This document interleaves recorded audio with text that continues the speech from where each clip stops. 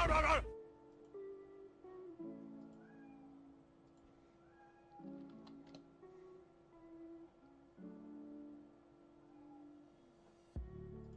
Theo.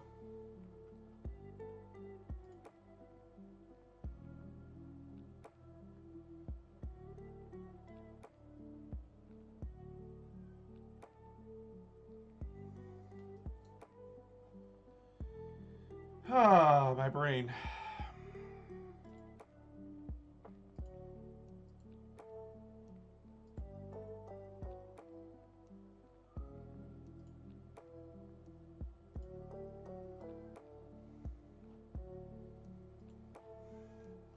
Hello, hello. Come on in, everybody. Come on in and chat. That's what we're doing tonight. We're fucking chatting. Because my brain is fried. I found a new mini agnostic war game. I hope yours as well as you can be. I'm alive. More alive than Dead Space, I can tell you that much.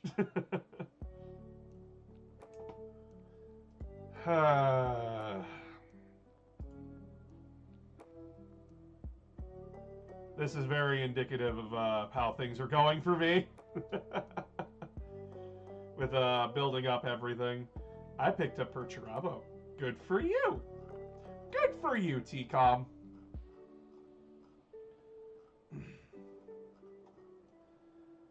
I picked up hollowness. I feel hollow. I feel empty and dead inside. I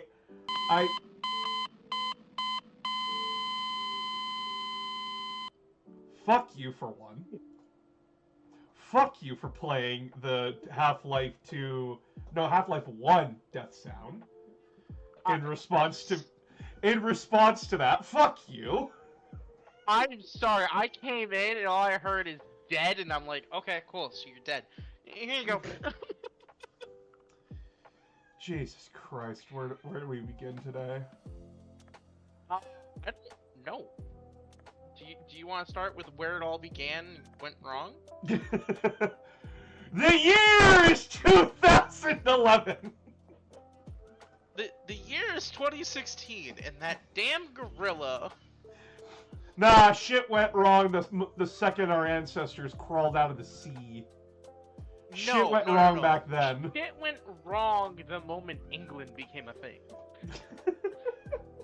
Well, in that case, shit went wrong when the Roman Empire grew, and that means shit went wrong with Greece. And like it just the Roman Empire was necessary to a point for us. No, well, if we're talking about where things went wrong, that's what we're talking about. The Roman Empire. I guess we can't say the Mongols went wrong because technically he saved the planet some trouble. Let's not get into this. I hate the. How often do you think about the Roman Empire? I play Ultramarines. I hardly think about them at all. So, for those that do not know, hi Gearhead. I have been replaying Dead Space 3 for a review for December. That's the last video you're fucking getting for this month. Like, for December. Because I am burnt the fuck out. I'm going to take the rest of December either editing together a bunch of TikTok compilations into one whole video, or sleeping and resting and letting my brain recharge and prepare for the inevitable shitstorm that is 2025.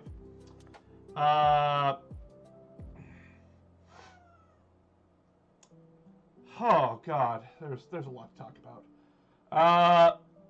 I offer you hugs. That's all I got. My cat is being a brat. Stop. You don't need anything. Mom will be home in like 20 minutes, so relax. And I have always been a Dead Space 3 defender. Not saying it's perfect, not saying it's particularly amazing, but it has its qualities that makes it entertaining, at least in its own way. Replaying through the game, oh, it is a roller coaster of, oh my god, that's interesting, to God kill me. This is so uninteresting and boring. And that's the worst crime a game can commit to you, is be fucking boring. A game that bores you is a game that fails you. I agree with that assessment. And Dead Space 3 does not pick up till you hit the fucking planet. Which, by the way, is chapter 9 out of a 19-chapter game. That's halfway through. And then, even then, as you're going through this snow-filled planet, which, by the way, I am a simp for snow-themed games and levels. My favorite map in Battlefront 2 is the Hoth Battle map. Don't care how unbalanced it is, I love it. It's why you'll never hear him complain about Halo CE running across Halo. I like the snow. But, oh my god. I had to deal with the mundane, boring shit of the ship graveyard in Dead Space 3 for close to 5 hours. And then I hit the planet, and I'm like, yes, Tal Volantis, this ice-filled planet. And like, oh my god, like the backstory, like the background, the world building, awesome, great, amazing. Immediately hit a brick wall of the story. World building can only do so much for your game when I don't want to be interacting with the characters within it.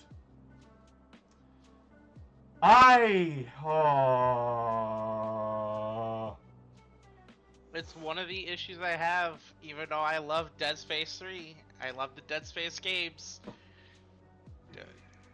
They don't do themselves favors at times. And so I beat Dead Space 3. I got through all of it. I beat the DLC. I beat the original campaign. I did not do New Game Plus. Go fuck yourself. There's nothing there except for like brand new shit.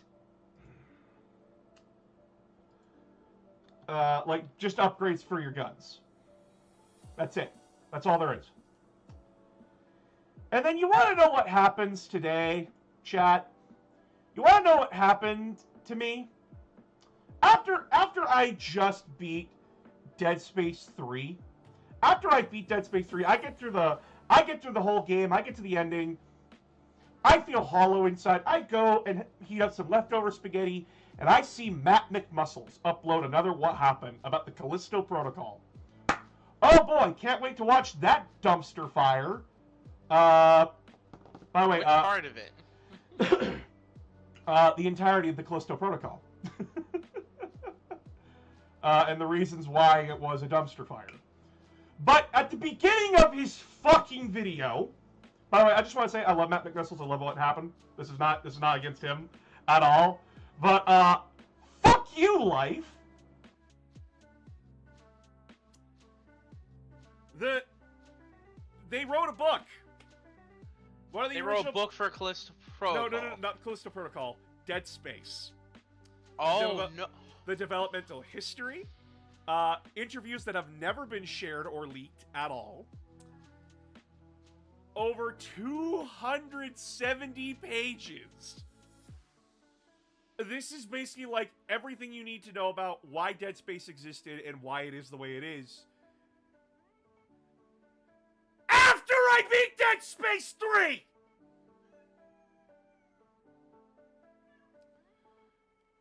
I'm so glad I haven't started scripting yet. But imagine if I started scripting and started recording voice lines, and then I learn about this. Imagine how much pain I would be in having to, like, And that thing doesn't come out till next year. Pre-orders end December 31st. I want to die. I cannot escape Isaac Clarke and his demented hellhole. I cannot escape. I love Dead Space. I love it. Mama. But Krusty wants off. Krusty wants out. Your rage would make you go Super Saiyan. Oh, hun, you do not want me as a Super Saiyan. You do not want to give me that power. I will quickly go Homelander on a lot of people. I kind of want you to go Super Saiyan now. Dude, if I just learned how to use Destructo Disc, the world would not stop me.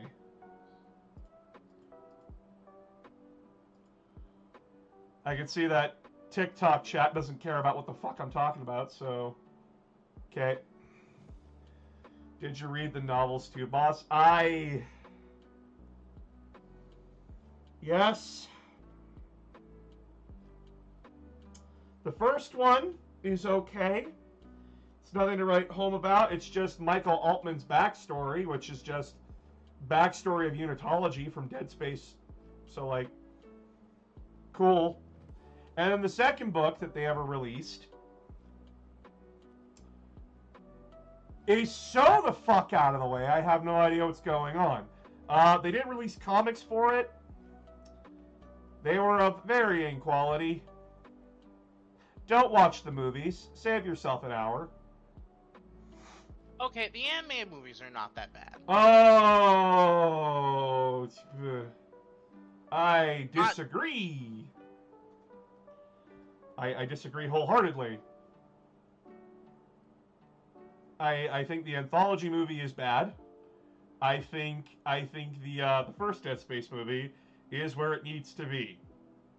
A relic of a bygone time in gaming history where EA was desperate to try and make a new IP, and they shot for the stars and somehow shot themselves in the foot before rocket launch.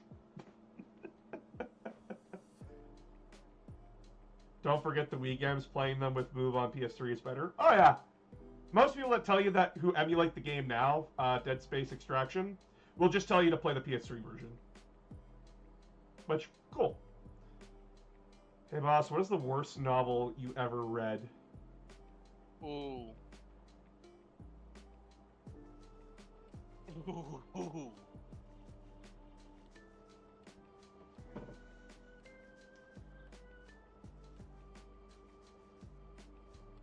I'm sitting here.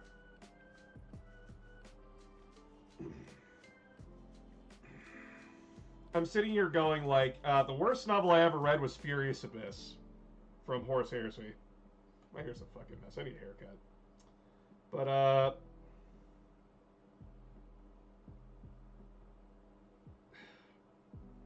Furious Abyss is just a bad book. It's written like it's a 40K book when you're supposed to be in the Horus Heresy, and it's like, how do you Sonic 06 yourself out of a plot? Just saying. If you don't know the reference, Sonic 06 ends with the characters looping time and essentially preventing the events of the game from happening either way. Which, cool, Sonic 06 did us a favor and retconned itself out of existence. But I still wasted 12 hours of my life on this shit. Not fun. Cool, it retconned itself out of existence. Maybe it could be my next movie as my book. What's the topic? We're just talking about anything and anything, really. It started off with Dead Space. Because I beat Dead Space 3, and it turns out there's a book coming called Make Us Whole, which is going to talk about like the developmental history of Dead Space and a lot of things behind the scenes that we were never privy to outside of development and NDAs and all that kind of stuff. So, oh boy, can't wait for that. Good morning, motherfucker! It's not morning, it's evening. Yeah, I just want to have a conversation about how bad that was. is Trench Crusade on your radar? It is. I am paying attention to it, but I am watching the boat, and I am broke and can't ride the boat. That too. And I will continue to watch the boat and see if it swims or if it crashes in on itself. You cannot judge a product before it is out. They are taking very good steps to mitigate any problems that could happen. But Battletech had a rough start trying to get itself off the ground because Catalyst just got fucked over by printing, like the people that made their models, and just a ton of other problems. So I want to wait and see how well Trench Crusade does before I fully commit. You're developing GW. Like the guys who like made Warhammer 40k, I think it was like 2nd to 6th edition that worked on it, along with like some wonderful, fantastic artists. GW came out officially property that they are interested in, and that they have put like their lives into. We fully support them, and we hope for the best for them, which is basically corporation speak for cool. They're doing the thing. I think a big thing about it though is it's a board game that's gonna help create a healthier environment for tabletop gaming if it does well. Yeah. So GW will see an increase in sales because of that. Yeah. I looked over the rules, the first beta rules for Trench Crusade, because they released them as a free PDF for us to download. It's not. It's like based almost. Yeah, it's like a platoon of soldiers going up against another platoon of soldiers, in like the trenches of World War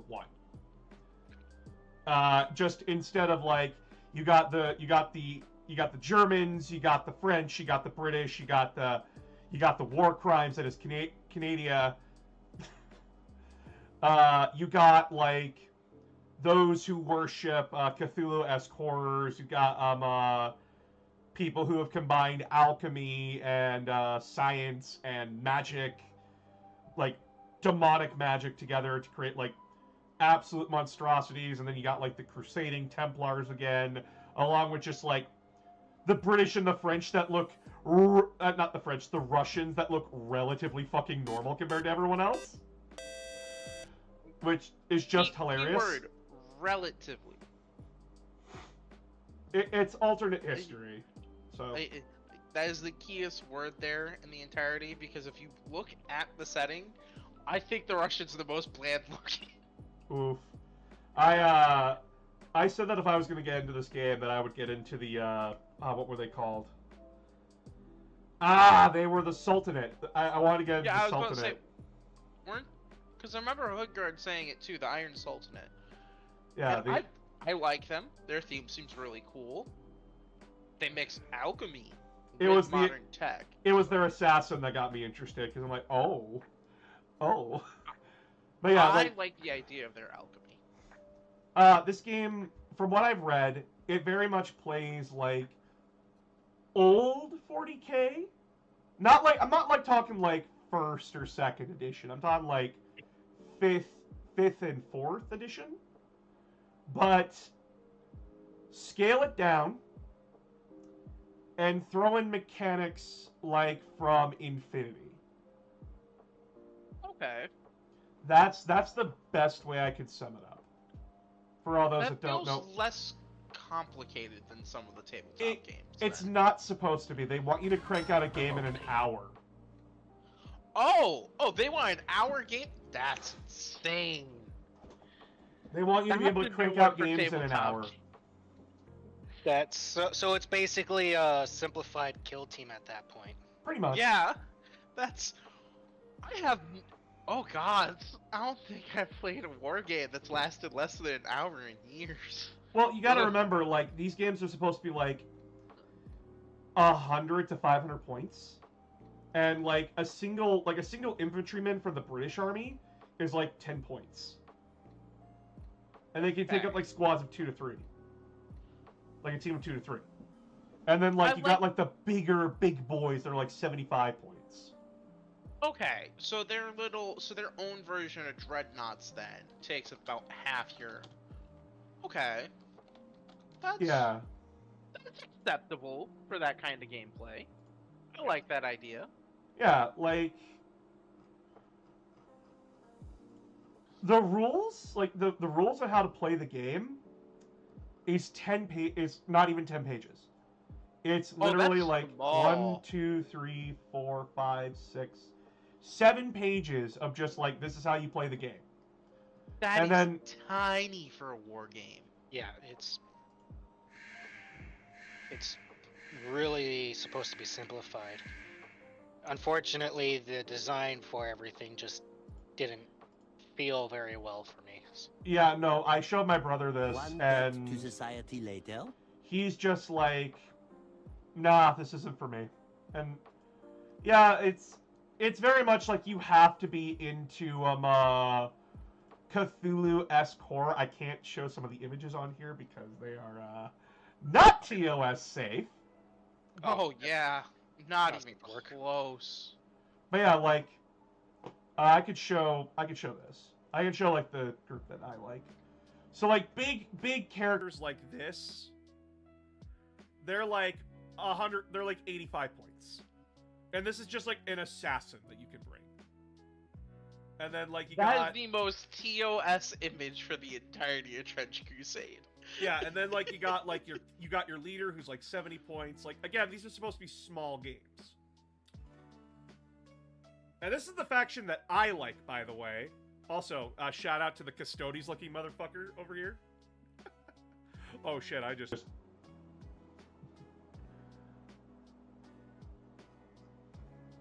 Yeah, this is not safe for work at all. Trench Crusade is like every grim dark fan's idea of art. Yeah, and again, we do wish the best for the team that's making this. What's their name again? Factory Fortress Incorporated. We over here at Announcer Games EVIL, we wish you the best and hope that the launch goes well, that that the game continues to pick up pace and speed. One debt to society later. Check your mic settings. Oh shit. Was I not? Oh, I was. I think you might have been too loud. No, I was too quiet because my mic 1 is set to something else. Ah. Fuck. It doesn't sound too bad on Twitch.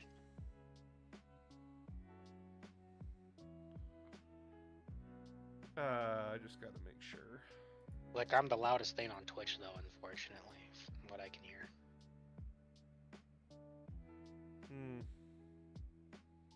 You're the loudest thing on Twitch? It's reading my mic. That's insane. It is reading my mic. So, what is it reading over here that sounds completely different? Oh, because it's not reading my microphone, it's reading my webcam. That should probably be better. Xbox mic. Yeah, no, apparently my thing decides like, nah, I'm gonna have you sound like a fucking car speaker sometimes. So that's fun. Yeah, it actually sounds a bit better now. Yeah, because it was reading through this camera right here. But since I'm further away, as well, since this is closer to the wall, it's getting more of an echo instead of having the sound buffer. A little bit of feedback, yeah. Yeah, so... Oh, my technology hates me. It's not your technology so much as just technology itself.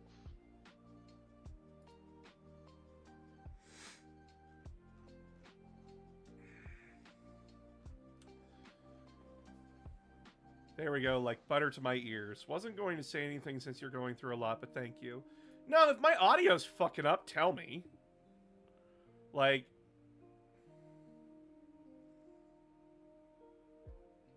about the Rogue Trader TT RPG and somehow sidestepped into only Wars Regiment creation tables. Oof.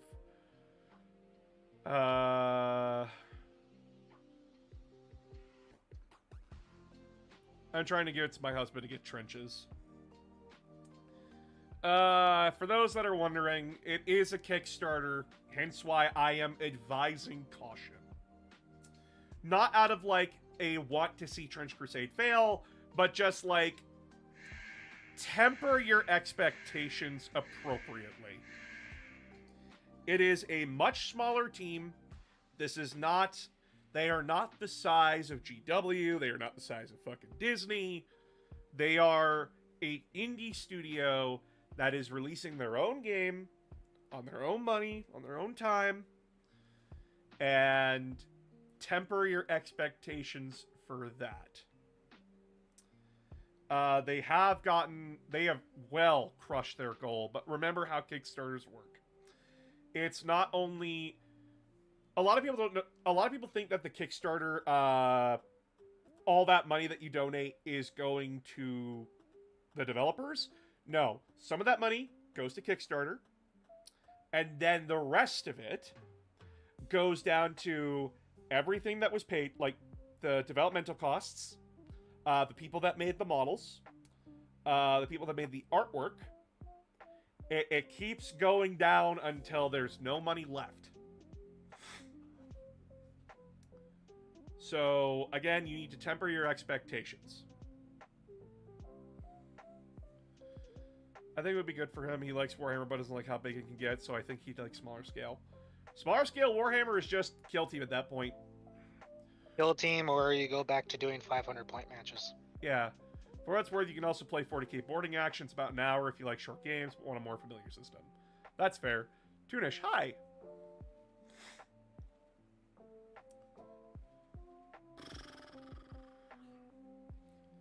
But yeah, like, I didn't want a game today, because I just gamed for, like,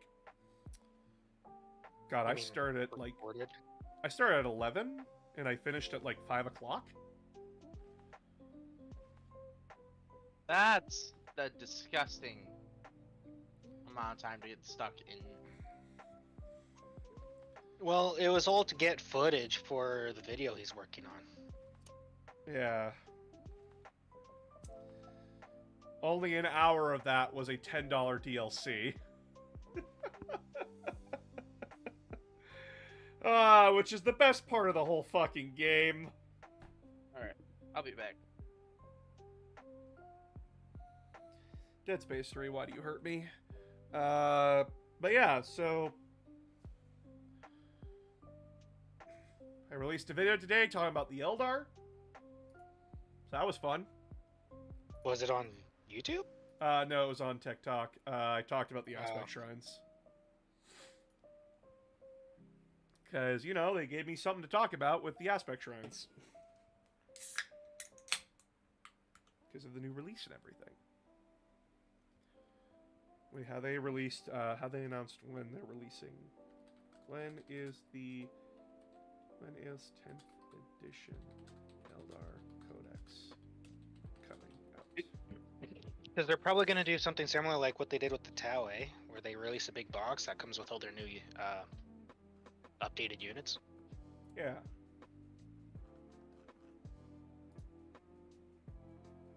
That's the previous schedule. I need the new schedule.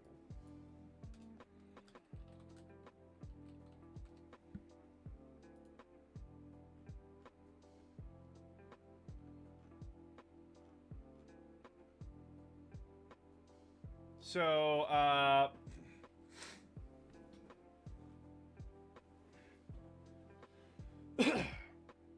the next 3 codexes that are to come out. We do not know in what order, we do not know what date, but the next 3 confirmed are Imperial Guard, Eldar, and Imperial Knights. Those are the next 3 books to come out at the start of 2025. To my American viewers, good luck affording it.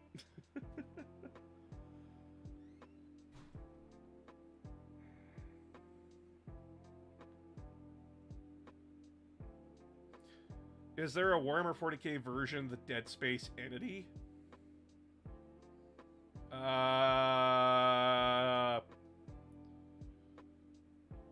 Closest I can get is Gene Stealer Cults and Tyranids.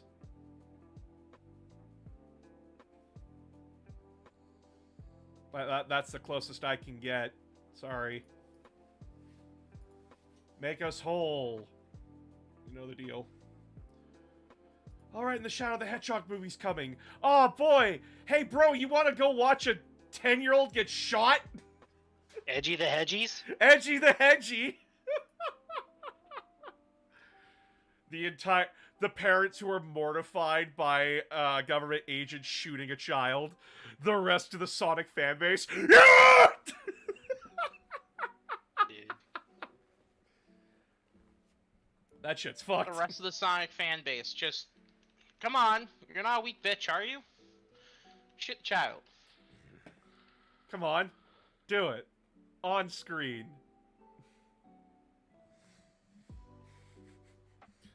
John Wick, the Hedgehog. That was basically Shadow Generations. Hi, babe. I'm home. I see that. Hello. Hi. Did you eat? I did. Good. I had an orange. I had last of the sketty. Good. I had pretzels. And water. Good. And Coke? I'm drinking a Coke right now. I forgot to eat today. Because I was so... My brain was like, gotta get this done. Gotta get this done. Okay. I am cold, so I'm gonna go lay down with the heating. Alright. I love you. Yeah. Shadow the Hedgehog, shoot the child. Do it. Traumatize him.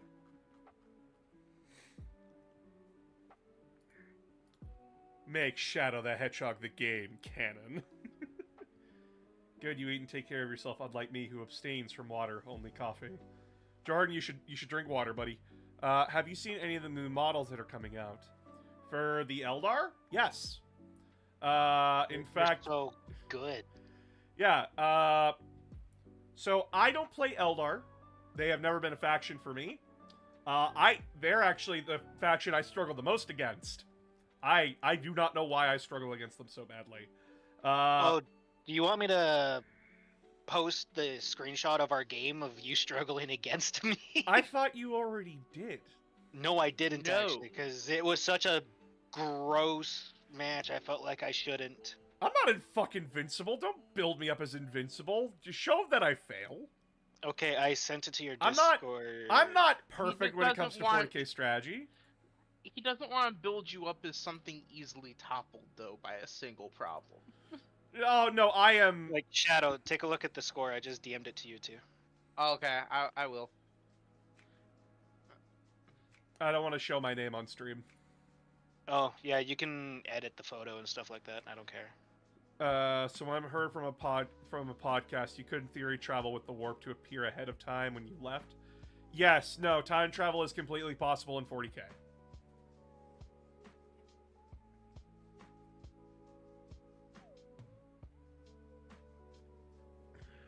Granted, the reason he didn't get to hit that one secondary attempting target was because his 6-man blade guard unit was it a lieutenant in the unit? Yeah. With their lieutenant sat on the objective for attempting target, and I dumped 1,500 points worth of my army into it just to get rid of it. You are disgusting for that. An Yeah. an 85-point model tanked 500 points of an Eldar army. That's hilarious. And That Orc did is that, right? Yes. Disgusting. Silent It King. was King it was versus absolutely disgusting. Silent King versus the Emperor. How dare you put up an old man against a corpse? That's not fair. How dare you put Jesus up against himself?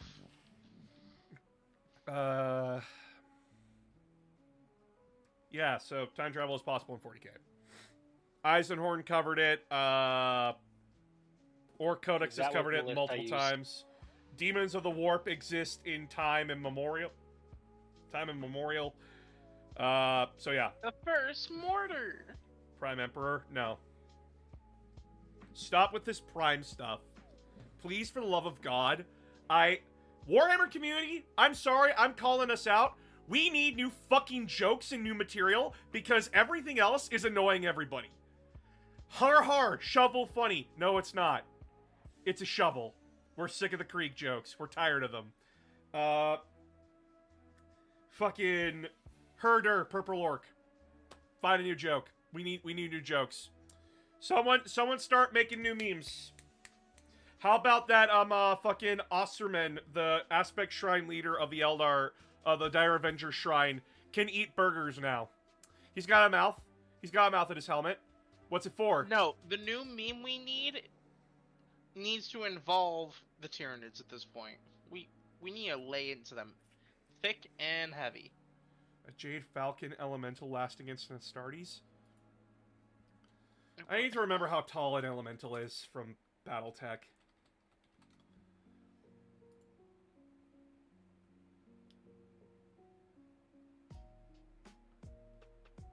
How tall are these things?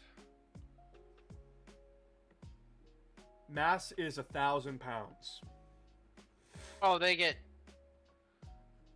I hate to say this, but... the Astartes outweighs that by a good amount, no? In full-on power armor, yeah, but... like, weapons and power armor? Guys, these things are built to murder mechs. The idea of an elemental power suit is that it jump packs onto a mech and starts cutting it open. These things talking weight distribution. These things squish marines. Like size comparison, an elemental's bigger. Around about 8 feet. That's what the fuck.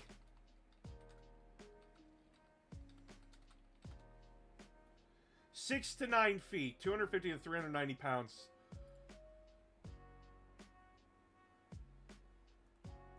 That's without power armor, though. I hate power scaling. I hate power scaling. I hate versus questions. They're fucking stupid. It never accounts into, like, every parameter of a battle. And remember that elementals are meant to be killing knights. Like, knight-sized targets. So, like, what do you want me to do? What do you want me to say? Space Marine jumps onto the field. Elemental fucking snipes him with a Gauss rifle. What do you want from me? What's the context for the fight? Are they on a jungle planet? Are they on a frozen planet? I hate versus questions. The only time I ever really entertain versus questions is if they're from the same universe and the characters just never happen to meet. And even then, like, when it comes to, like, Warhammer 40k, oh, which character beats who? Well, funniest thing is, I can put them both in a fucking table together and answer the question for you. And that is gonna really fucking depend upon who gets lucky with the dice. Yeah. Favorite clan from Battletech? What the fuck were they called?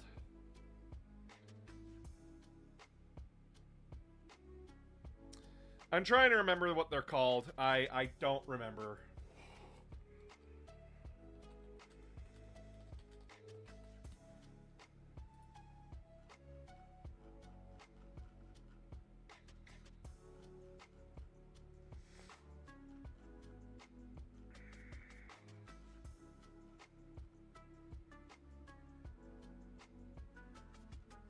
I don't remember. Everything is just so fucking lost. You know, a fight that I wish was elaborated on, that some people count as versus battle, I don't. Do you know about the Xenomorph and Yautja crossover into the DC universe? What? So, Predators and Aliens, they have comics where they crossed over. Oh, into I the know DC about universe. that. I know about that. A fight that we never really got to fully entertain was Batman versus the Yautja without interfering conflicts. Okay. Yeah, I remember And that. Linkara did a I just video wondered, on it. what would happen if the Yautja managed to survive and get the waif from Batman? Like, how much trouble would that singular Yautja be? I don't. What the fuck is a Yautja? Predator. Their name. Their Just species call it a is predator, Yautja. please. I'm stupid. But then that could be You're made not- a mistake as a child predator. Yeah. And there's other things that are called predators in sci-fi too. I believe the context would. I believe the context is there. Anyway, Okay, I'm too special ed for that. I'm sorry.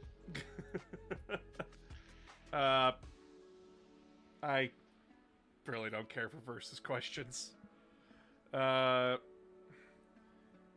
Which demon gods ascended Perturabo? All of them. Perturabo's undivided. And by the way, Battletech people, I don't want you to be mad at me. I'm still studying Battletech fluff. Give me a bit. I'm busy. So when you ask me, like, what's my favorite clan? What's this? What's that? I prefer mercenaries. Fuck your clans. Your clans are garbage. Oh, look at me. I'm so cool that I was genetically bred to sit in a fucking chair. Well, you know what? I grabbed Farmer Joe and I slapped him inside a mech along with 20 other farmers. Welcome to Banshee Company, motherfucker. We're a mercenary corps. And it's hilarious.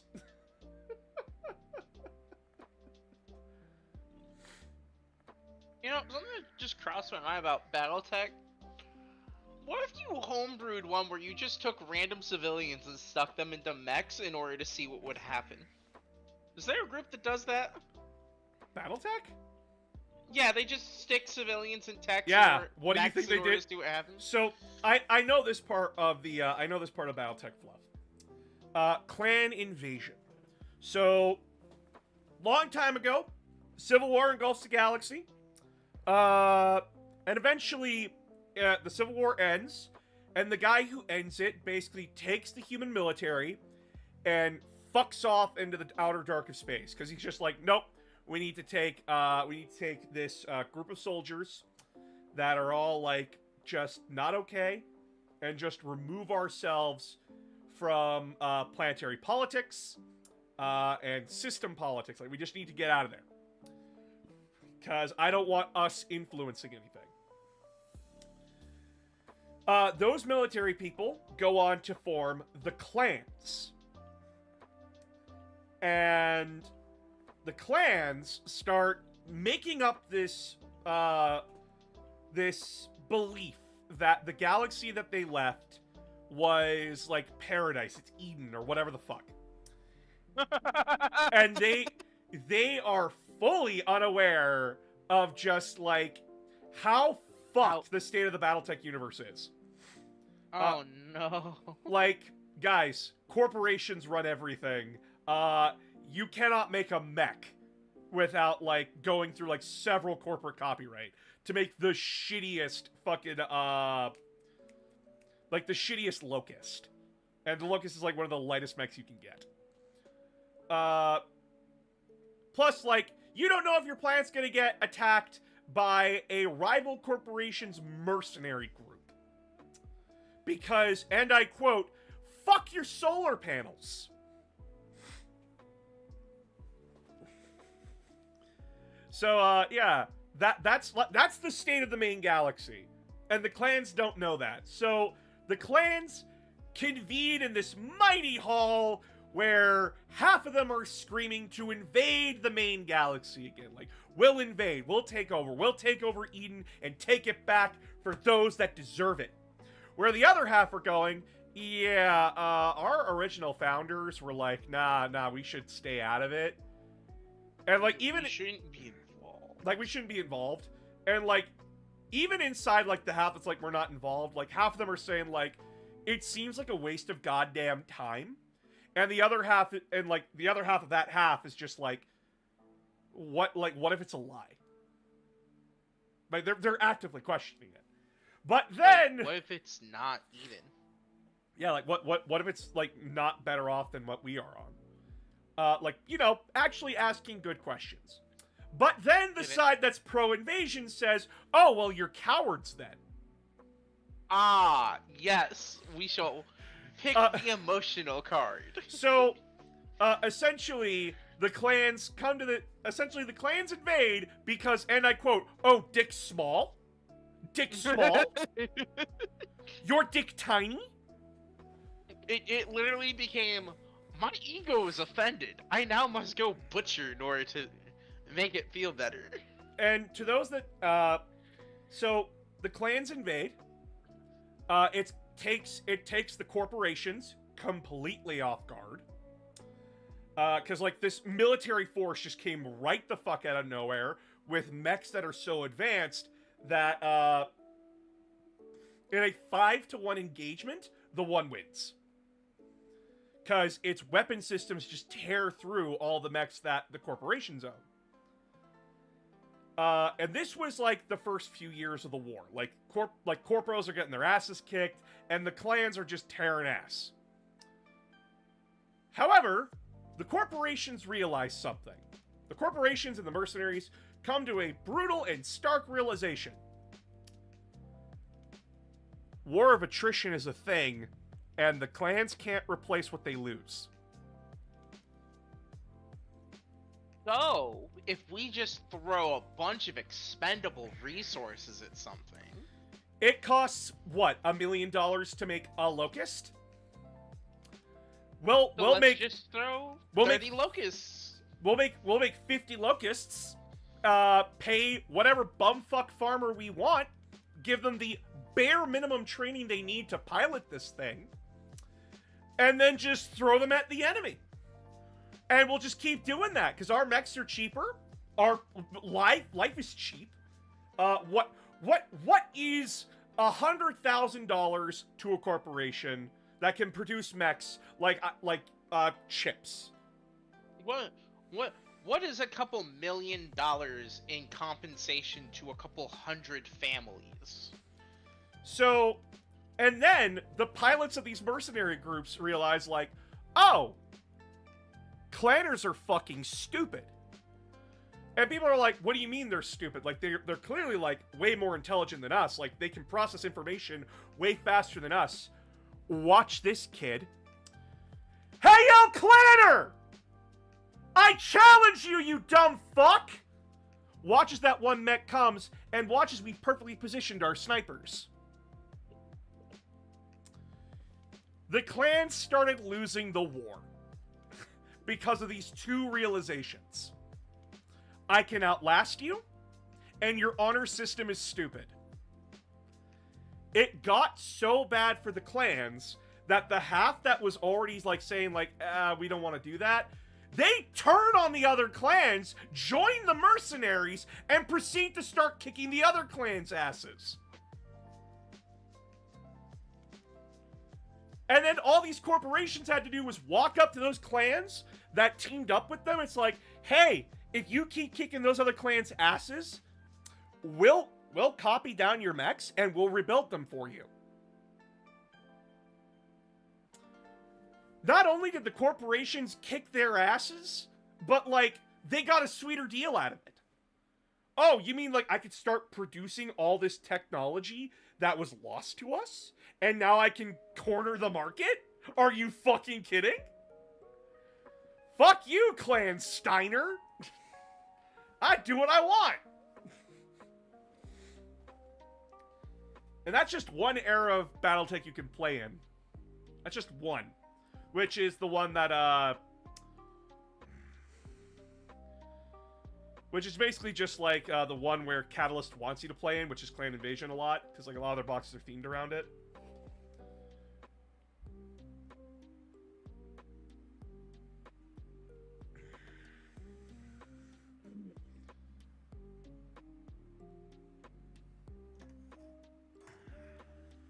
Did they retcon the lore? Yes. They have retconned a lot. Because looking back through Battletech and reading through like what a lot of people are saying, much like old Warhammer, old Battletech was fucking stupid.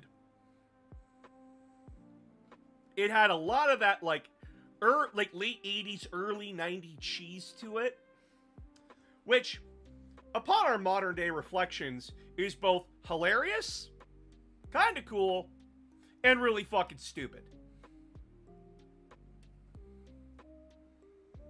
So, like, yeah, of course they changed it up over time.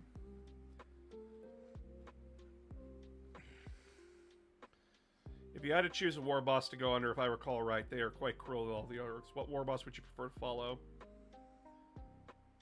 You mean the clans? Not the war boss? Which clan would I follow? Goth clan. Fuck you. Tough. I'm a tough orc.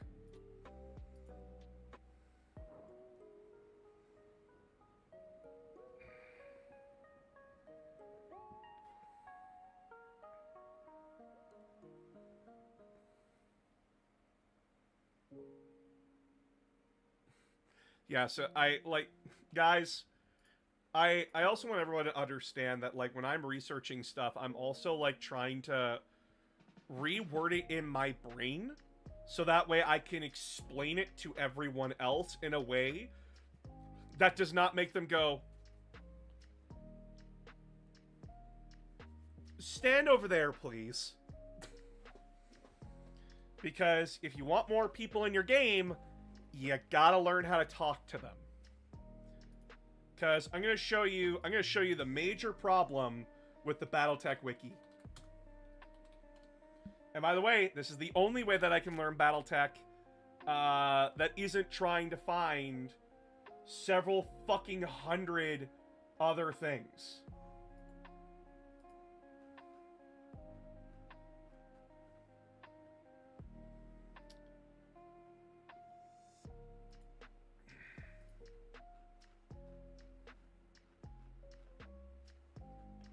Where's the BattleTech timeline?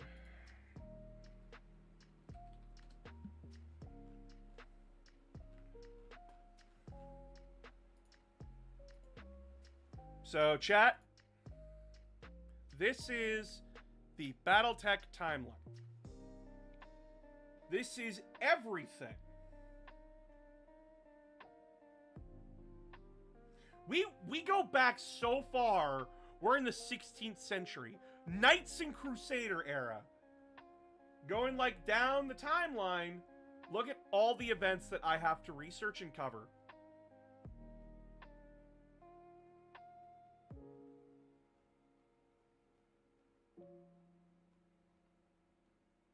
I'm still scrolling. Still scrolling. If I remember correctly, there's a thing in BattleTech about how the corporations handle orphanages. That was pretty fucked up. Any newcomer to BattleTech looks at that and goes, I'm out. I am out. Because where the fuck do you start with that?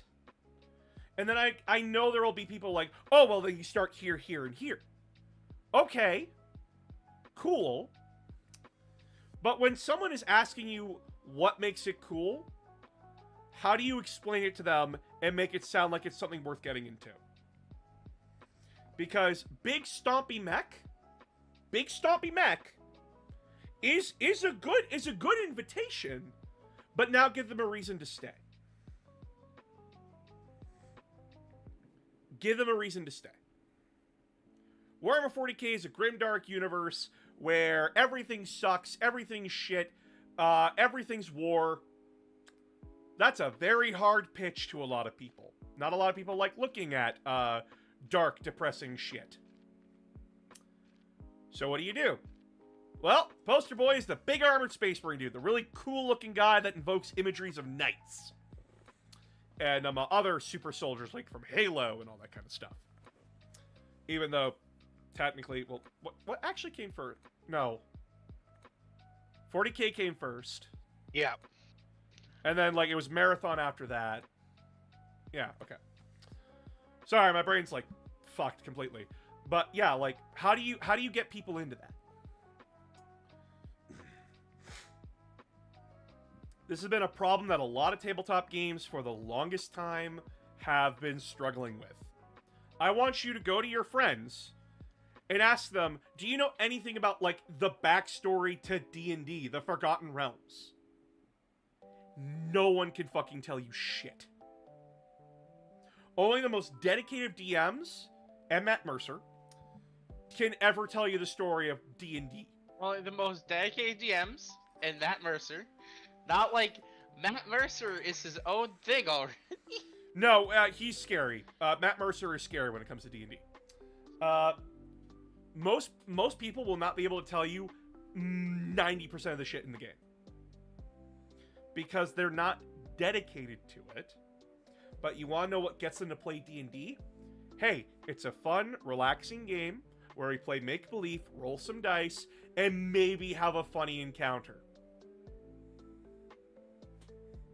A lot of people are into that. Yeah, sure, like, there's, like, the epic moments where you and your friends get really into the moment, where you're getting into the fight. You just watched your fighter get fucking drop-kicked through a stone door by a Cyclops, so the rest of you prepare for battle. That's like a jab at me right That there. is a jab at you. That is a jab at you. I feel like that was a personal attack on a level that you didn't need to do. Oh, but was funny regardless. It's funny. So the story here is we're playing Pathfinder First Edition. We get this island. We're playing like Skull and Shackles campaign, so we're pirates. We win this island in a race, and we're trying to like clear out the island so that way we can make it habitable. We stumble upon a Cyclopean temple, and it took my brother, who's our fighter, to like pry open the stone doors. And we get inside, and there's two Cyclopses, and they're just like, "Fucking get them!" And we're like, "Fucking get them!" For those that don't know, in Pathfinder 1E, Cyclopses can just turn any one of their rolls once per day into a crit. So, a Cyclops gets to go first, because my brother's fighter is not built for dexterity. He is built to tank, scare shit, and then proceed to get buffs and bonuses by being a Night Lord. So this Cyclops goes first, sees the Night Lord standing in front of him, and proceeds to say, "Yeetus deletus," and kicks my brother's character with a crit. My brother hits the door that we just closed. There's the door, bitch! And he gets hit through the door so hard that it opens the door and he's laying outside unconscious. You really became the meme. There's the door, bitch. There's the door. Yeah, no, it was... It was like... bodied so hard. I just finished doing a 16-hour shift to get back, join them for their thing. And it's like, okay, we're going into a fight now. Okay, I caught up. I woke up from whatever nap I was at. Okay, I'll help open the door. Opens the door. I get punted back to the door. Well, I'm gonna go shower and think of a new character. No, the character didn't die. We did save him. We did stabilize him. But that shit's funny. But yeah, like, that's what makes D&D and Pathfinder and other games like that so very appealing to a wide variety of people. Not everybody, but to a wide variety of people. At no point am I fucking telling you about the story about why the lawful good dragon god is fighting Tiamat. Because no one gives a shit. Do you think people give a shit about Lord of the Rings because Sauron's a fallen fucking angel? No. Okay, that is its own level of things. I'm pointing something out. The majority of people only give a shit about the story of a group of heroes overcoming true evil and darkness together as a group, even when they are kilometers apart. And that the good nature of a simple person can overcome the greatest of evil. Hi, Sam. Anyway. Most people don't care about the background. Most people don't care about why the orcs do what they do in Lord of the Rings. How you get them to stay is that, well, you show them a really cool sword fight, but then you get them to stay with a little bit more detail. But how do you explain that detail to them? Because I had someone try to explain the expanded, like, lore of Lord of the Rings, and I wanted to kill myself after listening to it. Because it was overload. So, like, when I tried to convince people to, like, about Warhammer 40k, I would just overload them with information. By accident. Because I was telling them everything that I found cool about it. But that's overload. How do you break it down for people that you're talking to? And how do you break it down for specific people you're talking to? It's a very hard question, but it's something that I've had to learn how to do. It's why I've had to learn how to talk to someone like they're 5 without sounding like you're 5. Ah, yes, the negotiator. That is arguably, in my opinion, the hardest part of any hyperfixation you enjoy is trying to explain it in a way to somebody that doesn't make it seem like you're condescending to them. Like, Kirby. Oh, Really cute puffball. Really cute pink puffball. Absorbs enemies, gets their powers, fights a giant evil penguin king, who's also the most chattest ruler I've ever seen. I genuinely wish people knew more about Kirby, because all it takes is a bit of potential knowledge, and Kirby stops being a problem for everyone. So this is how I would describe Kirby games. So you play as this little pink ball that's adorable, and it goes and kills all these other adorable little creatures and fights a giant penguin. Oh, by the way, side note, that pink ball is also a black hole. And side note, that penguin was trying to stop you from summoning Cthulhu. Side note, if that penguin actually knew to stop and talk for 5 seconds, oh no, the game would not have gone the way it did. You know what's funny? In Kirby's second game, in the manual, King Dedede actually does talk to Kirby. Like, Kirby shows up to the Dream Fountain, which, by the way, is that stage from Super Smash Bros. Melee. And basically is like, he's swimming in the pond. But, like, Kirby's like, oh my god, you broke the dream, you broke the dream rod. So no wonder people can't sleep. And Dedede's like, no, I did it for a good reason. He's in, there's this evil demonic entity that's taken over the dream rod and is, like, gonna, like, destroy Dreamstar, like, Popstar, like, our home. So please don't. And then Kirby says, you're full of shit, old man, and proceeds to go do the plot. And KBE is just like,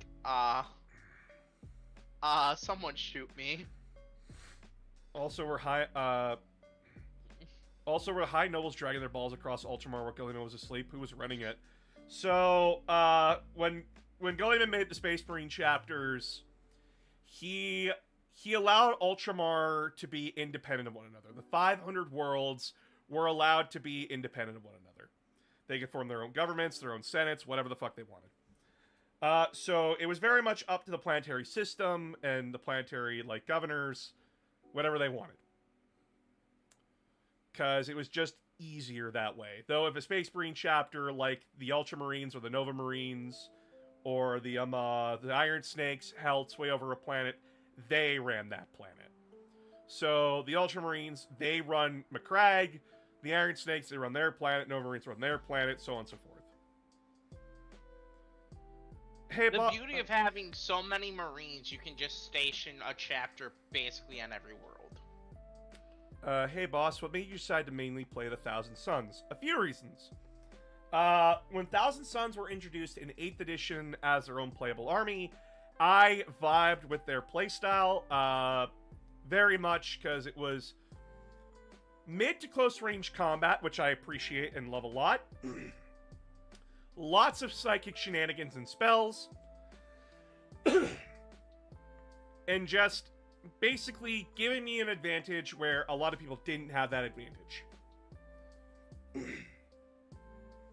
Plus, like, love their design and armor. Plus, at the time, that I got into them, Magnus was my favorite Primarch of all time. So that's why I got into them. That's why I started playing. And then over time, I remember the dark days of Thousand Suns, where, like, late 8th edition, we were considered one of the worst armies, because, like, two Calexis assassins just shut us down completely. We played against Imperium. If the Imperial player had, like, 2 Calexis assassins, well, that's it for this game, because I couldn't do shit.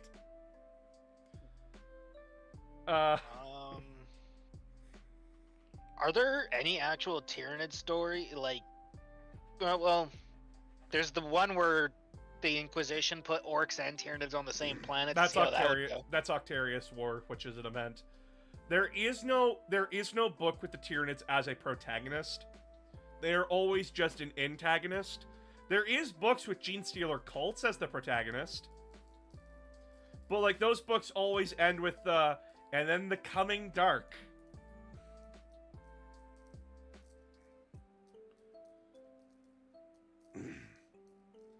There's a Day of Ascension, which is, like, the main Genestealer cult book if you want to read that. But no, there is no Tyranid book, if that's what you're hoping for. How does Call There's still? some good stories for them. How does Call still have the 2nd and 11th gene seeds? And do you think they weren't genocidal enough, and that's what messed up? I gave my theories in the video that I made on TikTok, so you can watch that if you want. The reason why they still have the 2nd and 11th gene seed is because, as Call says in the very same book that he reveals that information, the gene seed is not at fault, the warriors are not at fault, the science is not at fault. So what happened to the 2nd and 11th legions was so bad that they had to be expunged from all records, but as Call put it, the gene seed and the warriors themselves were not at fault. And we do know that the Imperial Fists and the Ultramarines have 2nd and 11th gene seed somewhere in there. We don't know where, we don't know which chapters, but it's there. We have ideas of potential non-Ultramarine Gene Seed chapters, but we also know there's... Isn't it Iron Warrior chapter somewhere in there too? I have no idea. Vengeful. The problem is, what character do the Tyranids have? What? Like, the Tyranids aren't, like, going down with, like, fucking, Gentleman Cho'Gath monocle and top hat and going, Not me playing League right now as you say that. Tessa, I wish to consume your entire planet, and you are a libtard woke bastard if you don't let me. They don't have that character. The Tyranids are a single hive-minded organism that we barely understand. Like, people keep thinking that Tigerius, the guy who looked into the Tyranids and said, like, it's the most evil thing ever, he never said that. He just said it's incomprehensible. He never His brain could not understand what it's looking at. That's all there is to it. And note, we don't know if it knows maliciousness, like, understands maliciousness as we understand it. We just know that it's trying to eat. We know the Swarm Lord does. Can I recommend a solid starting point for Necrons? Twice Dead King series. That's the best place to start. But Isn't there a new book for Necrons coming out, if I remember? Let me see. New Necron. Wasn't there a new one announced? Or The Ever-Living Legion. Oh, God. Wait, hold on.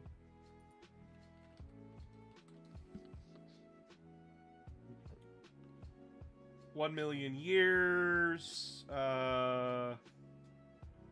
Yeah, there is the Twice Dead King series. That's, like, the best to start with.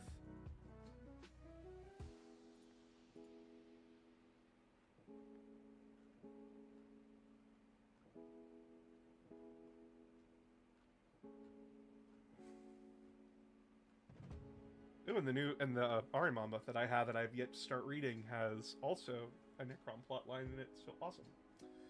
So yeah, that's the reason why you don't see Tyranids as a protagonist in a book. I played Tyranids in Dawn of War 2 Retribution, and you want to know what that story was? And then the Tyranids ate everybody and move on. That's not compelling. It's kind of hard to write about Tyranids just because of their entire gimmick, right? Yep. It's not saying that the army can't be interesting, or that it can't have interesting things within it, like the Swarm Lord, the Norn Emissary, so on and so forth. They're all interesting, but they're interesting because they're the Tyranids responding to everything else as a collective organism. I.e., we escalate our defense, it escalates its attack. How does it respond to us responding to it? That's the give and take of Tyranids. You do not play Tyranids because you are going there for the deep character. You're going to the Tyranids because cool swarm army with cool looking bugs that hit really damn hard. Or you're a biology major and you really like Tyranid biology.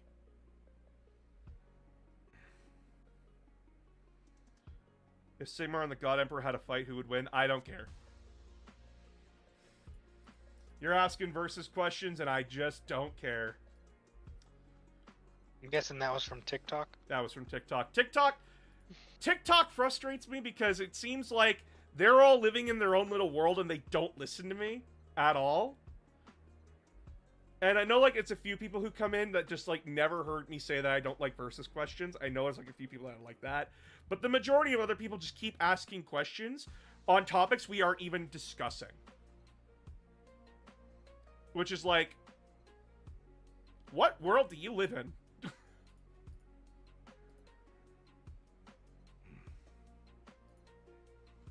It makes it very hard to pay attention to TikTok, because, like, I look over, I see someone asking a genuine question that's on topic, and I answer it.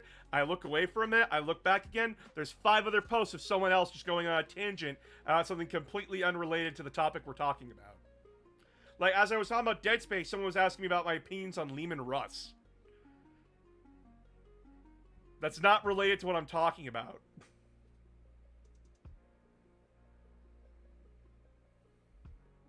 I'm not answering your versus question. Fuck you.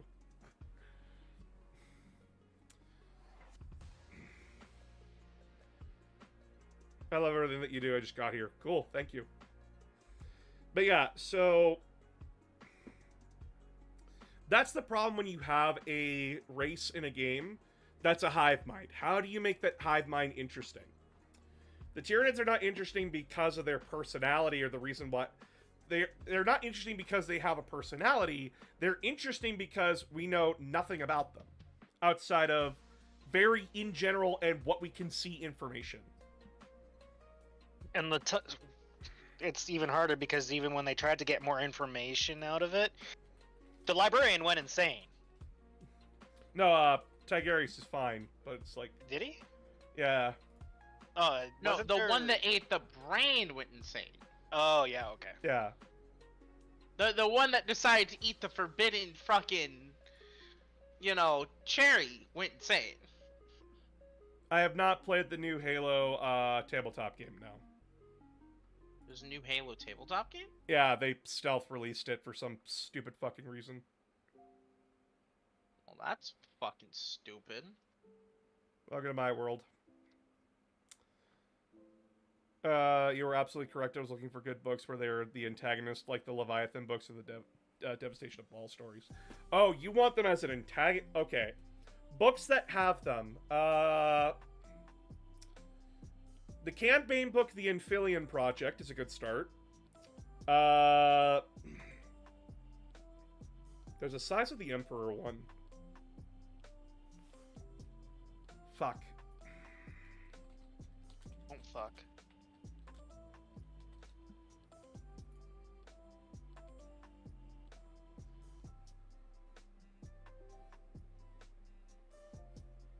there's the Size of the Emperor's book, which is them versus Tyranids.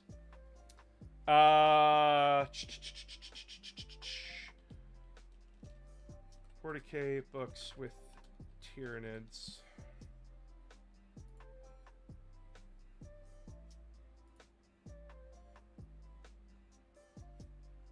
Death World's a good one. The new Leviathan book is out there for you to read if you want to read more about like the modern day Tyranids. There's Death of Integrity, though be aware that's an Iron Hands book. So aware of that before going in. The Iron Warriors can be pretty dry. You said Iron Hands book, then you said Iron Warriors. Sorry, Iron Hands. Sorry. I'm like half paying attention. I'm like, wait, huh? Do I get a double? Should I look into this book?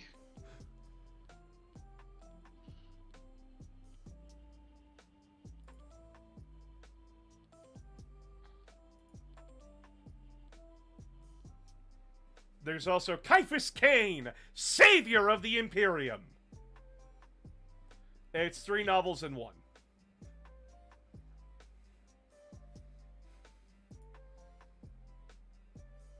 There's also Caiaphas Cain, Duty Calls. So, if you want a fun comedy book with Tyranids in it.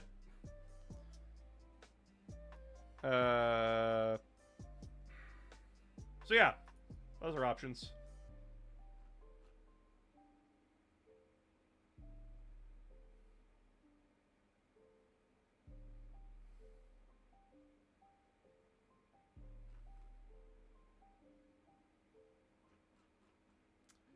Just looking through like tons of different stuff, trying to see like news that doesn't want to make me die. So many people added me today about like, did you hear that Elon Musk wants to buy Hasbro? I'm like, oh cool, he can ruin another thing by touching it. Not like he could buy it anyway. No fucking investment firm's gonna invest in that his stupid fucking decisions. Oh my god, he could buy D&D. No, he couldn't. After the shit show that is Twitter, and all these banks and investment firms that are seeing that he can't even turn a profit on Twitter, yeah, they're gonna stay well the fuck away from him, and Hasbro's never gonna sell to him. Hasbro selling to him would literally make 0 sense. If no matter what context. If I want unless my they company wanted to go sink a subsidy. If I want my company to go bankrupt, then I would sell to Elon Musk. Because then I have the excuse that a billionaire ruined it.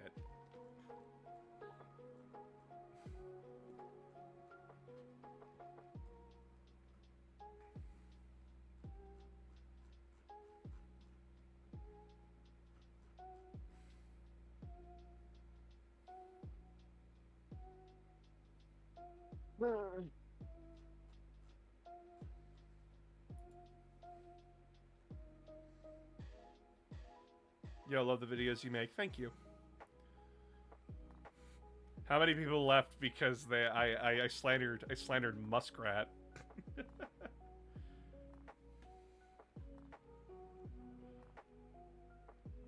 Okay, what did I miss? This sounded interesting. You didn't miss much.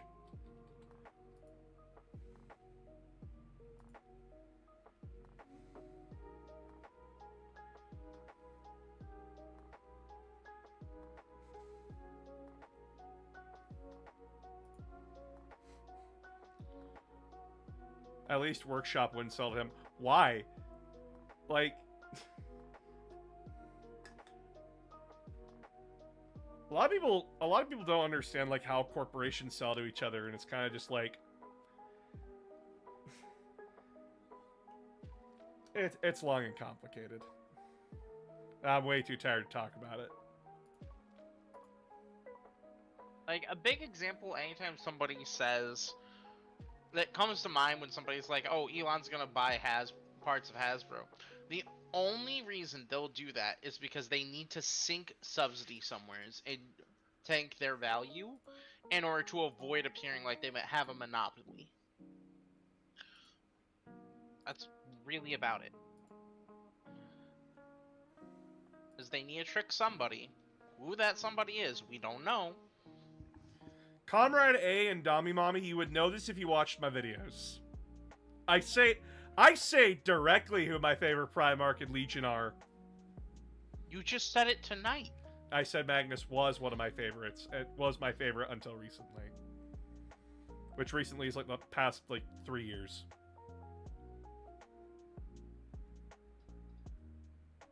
Magnus is my second favorite Primarch of all time. But, it's been a while. Robot Gullyman and the Ultramarines. I'm a basic bitch. I was gonna say, didn't you? Yeah, you mentioned Gilliman tonight. Escalante? Elon Musk couldn't even make the Twitter app better. What the fuck do you think he could do to G.I. Joe to make it better?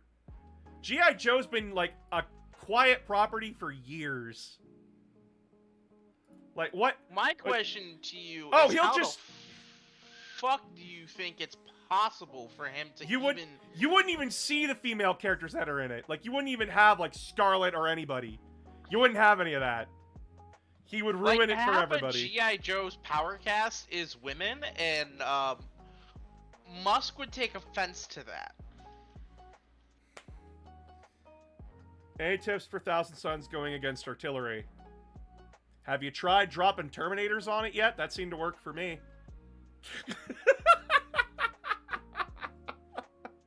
You ever thought about 2 squads of 10? Scarab occult blobs just dropping onto the field? You ever thought about that? You know, there's a whole video on YouTube that explains how he killed multiple knights. Not just a knight, but the Silent King, the Nightbringer. Somehow, some way, I think you used up all your luck for that kill. By the way. Oh, if it's any indication, I think you used up every ounce of your fucking luck to kill him. Yeah, that kind of proved it in the match against me. If it's any indication, when I played against my brother and his Eldar, I could not roll above a 3 in my first 2 turns. And when it came to, like, me shooting and me saving, I could not roll above a 2. Like, for anyone who hasn't seen the video yet, Boss did a 40k tournament, and it went very well for him. The only reason I lost was 2 points off. Like, here, I'll show you all the video that you could go look up later. I firmly believe that he is the luckiest son of a bitch to ever play Thousand Suns. And no one's ever going to be able to change my mind. Made a whole ass video. Made a whole ass video talking about my tournament experience. This thing is, there's a certain level of luck you have to get away with the Thousand Suns army he was running into what he ran into. I think Fulgrim's funny, yes. But yeah, so if you're looking for advice, the best advice that I can give is either you take massive amounts of blobs of Terminators, because that -1 to wound for just having a Sorcerer Sergeant is amazing. And do not underestimate Strength 5, AP 2, Damage 2. Do not underestimate that. That can kill a knight. Especially since it doesn't, a lot of stuff doesn't double the strength of that weapon, so... Yep. Strength 5 and Strength 6 weapons are really versatile. And so to accurately describe like what was my strategy and everything going into it. So I'm gonna show everybody the stat sheets for Scarab Cults. So when it came to my strategy, I relied solely on the fact that Thousand Suns Terminators are tanky as shit. T5 -1 to wound for anything that's stronger than their toughness. Nothing's wounding me on 2s. Which is good. Very fucking good. Yep, and you rely solely on that fact. And they're 3 wounds apiece. Yeah, they're an expensive goddamn unit at 10 men, but... Their weapons make up for it. Their durability makes up for it. And they have a sorcerer attached to them, so... Yep, but here's the kicker. So, in this Terminator unit, I had 2 Terminator units. One led by a 1,000 Sun Sorcerer in Terminator armor, one without. Lethal hits is good. Especially on tougher targets. Trying to wound tougher targets is a nightmare sometimes. Especially that a lot of my guns are only strength 4. I'm not hurting a whole lot with that if it's bigger than my Terminators. But lethal hits mitigates that. Because at half range, I get 40 shots. 44 if I have the Sergeant in the squad. Well, if I have the Sorcerer and Terminator armor. About 15% of that will be auto wounds from lethal hits. So, like, I hit on a hit roll of 6, it counts as an automatic wound, I don't need to roll. Keep going from there. And then you're relying on that you're like slowly wearing down your target. But, and here's another kicker. There's a stratagem within the 1,000 Suns.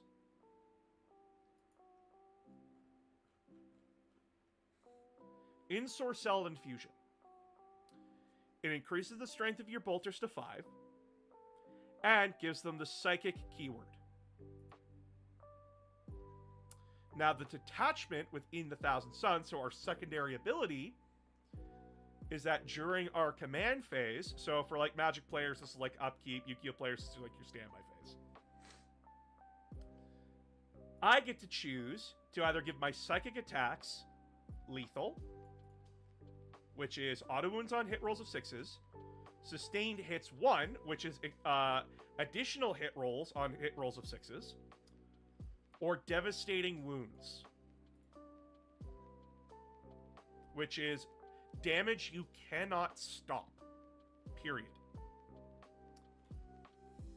So, already building that up, I choose devastating wounds. So, not only will you have to save damage from the lethal that I do, inevitably, with 44 shots, I still have tons of dice that I can also re-roll against you, because remember that Sorcerer and Terminator armor? During my shooting phase, I get to pick one of your guys and say, fuck you directly. And I can re-roll hit rolls of 1. Or, I drop another command point on a stratagem for devastating sorcery. When we make a psychic attack, we re-roll the wound roll.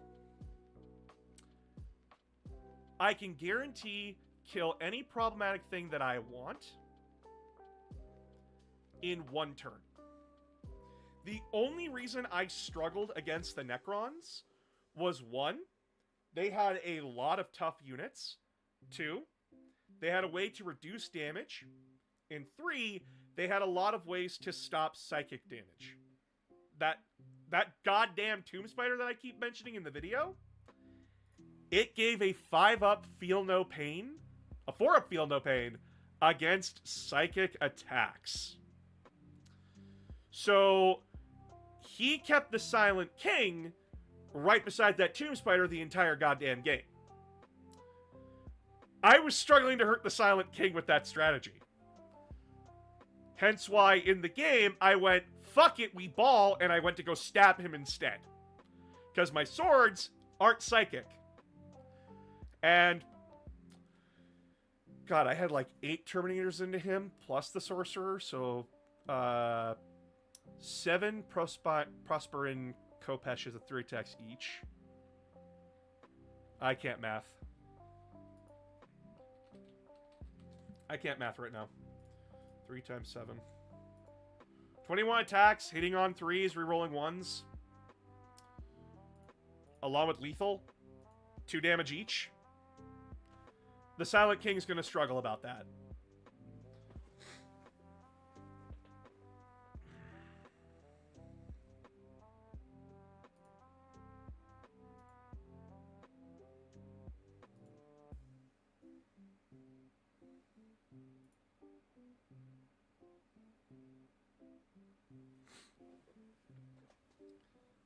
Oh, by the way, to any trumpet fuckers that come into my chat, you get instantly banned and blocked because you're annoying little shits. You're just annoying. I'm sorry. Feel No Pain works for dev wounds, though. It does! Until recently, where they updated dev wounds to ignore Feel No Pain. Yay. So, yeah. My strategy going in was Magnus for just dumping out a bitch load of psychic shenanigans and damage. Terminators to soak up all the damage. And then Rubric Marines to just, you know, go claim objectives in the back. Along with Arimon to just sit at, like, my deployment zone, deny anyone in the back line that could teleport in, and just give me a free spell. What is Feel No Pain? Feel No Pain in 40k tabletop is essentially a save against individual points of damage. So when you get hurt in when your unit gets hurt in 40k, you have several saves that you can make. You can do an armor save, you can do an invulnerable save. Feel No Pain saves come after those two saves. One of those two saves. So when you're making a Feel No Pain roll, you take every point of damage that the attack is doing, and you roll a d6 for each point. So, say you get hit with a damage 3 weapon. You roll 3d6 against that 3 points of damage. For each success that you roll on the die, you take away a point of damage. So, I have a Feel No Pain 5-up against an attack coming my way. 3 damage. I roll 1 5, a 4, and a 3. So I successfully mitigated 1 point of damage, but I still take the 2. Like, I still take 2 points of damage. That's how Feel No Pain works. I hope I explained that in a way that makes sense.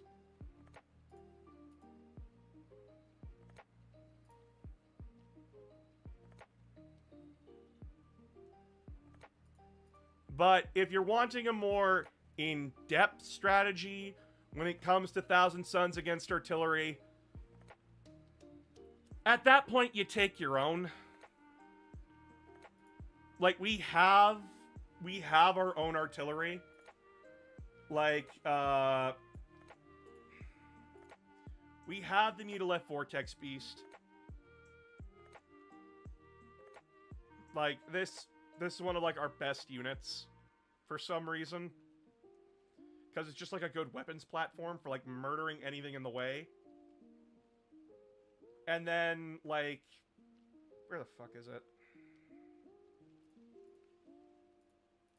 Vindicator. Like our small little tank. Because, Demolisher Cannon, D6 plus 3 shots at strength 14, AP minus 3 damage D6. With Blast. Can't go wrong with that damage output. Most Thousand Suns list you're gonna see either run tons of Mutoleth Vortex Beasts and Demolishers, well, Vindicators, or tons of Rubric spam.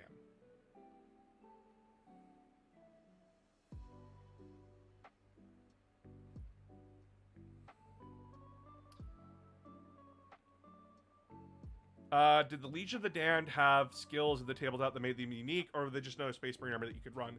They were a special unit you could bring in. They were unique in their own way. So,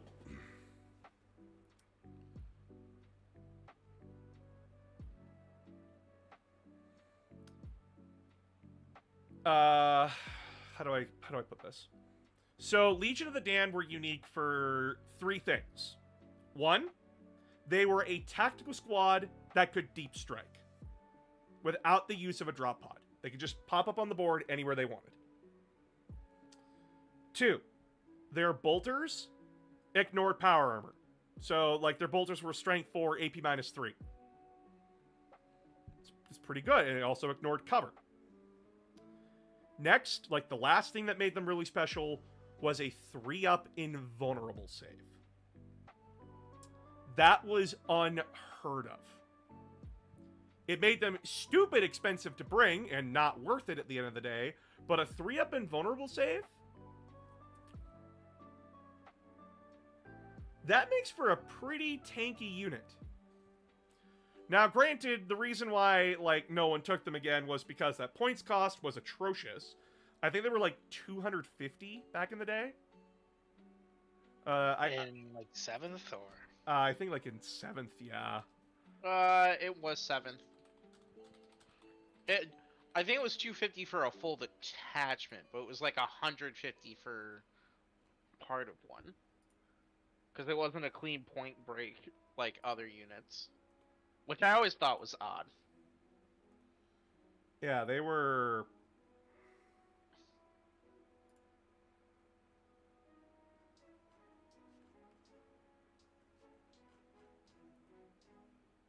They were weird.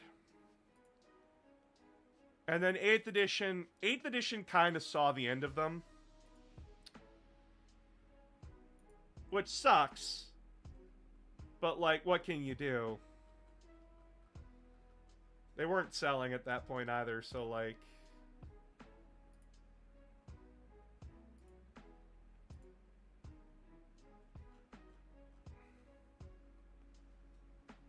Yeah, I found their 8th edition stats, but, like...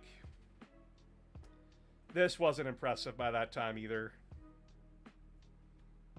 They were basically just a souped-up tactical squad with an extra attack and a 3-up invulnerable. Which at the end of the day was just not worth it. It just wasn't. They were outperformed by like... They were outperformed by like so much.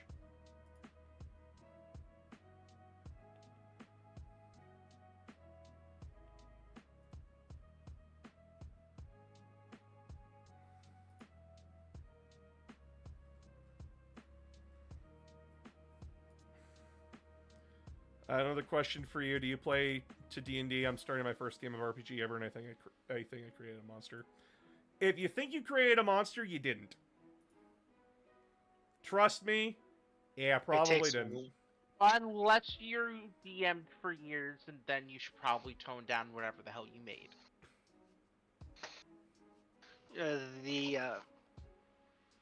Always up in the air on certain things. Especially, it takes a single dice roll and your monster is dead. Well, welcome to the pain. I made a mistake, and I feel really bad for my buddy that had to go over a PC I made. I made a homebrew ranger class. It gets a demon or fiend it can partner with, and when they combine, due to whatever pact you made, they either get +2 to every stat and +4 to all saving throws. They can cast spells 2 spell slots higher, or they're immune to stuns and diseases for the entirety of whatever the fusion is.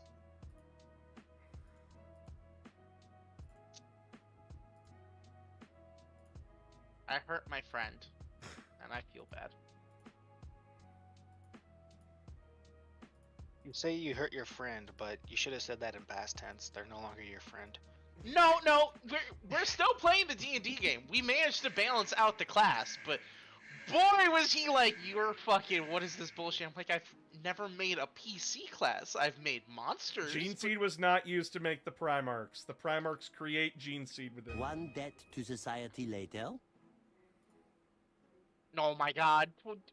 Is that really still something being said? Yes, because people are stupid and don't read, and then they lie to people. And then it annoys the crap out of me. It's 2 seconds of reading, if that.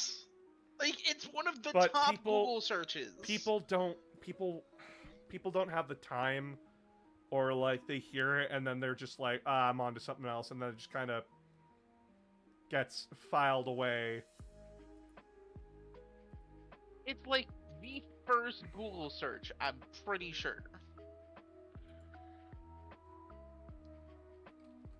Like, it's the first or one of the first Google searches.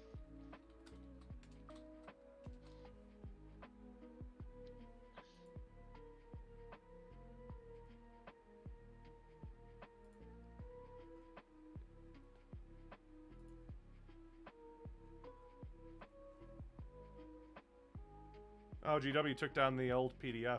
Fuck. Of what? The Legion of the Damned PDF. I'm still looking for it. Wait, did they take down the...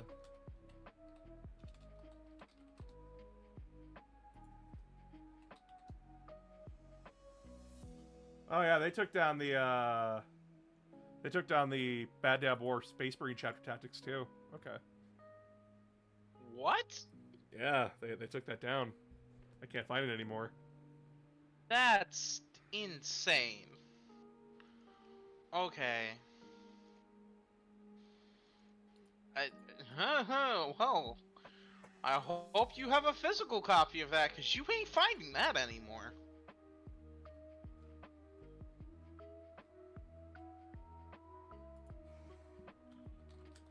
Well, you'd probably find it somewhere on the dark web. Have you tried looking at the dark web? I don't think you need to look Oh, at the dark web, but... Found the points for them back in, like, 7th edition, 6th edition. Interesting.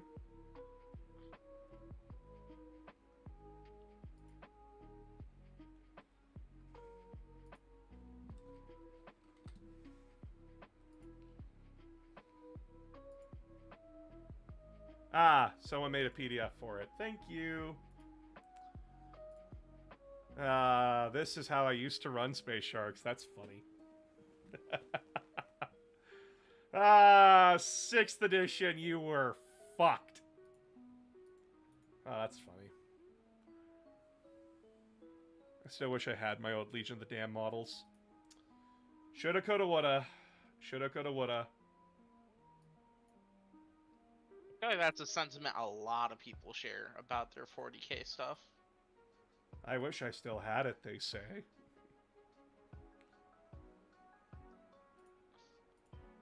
Listen, there's very few items in this world I wish I still had.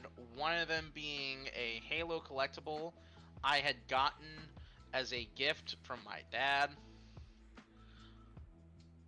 As I sit here just like, I have a special edition of Dead Space 3. Kill me now.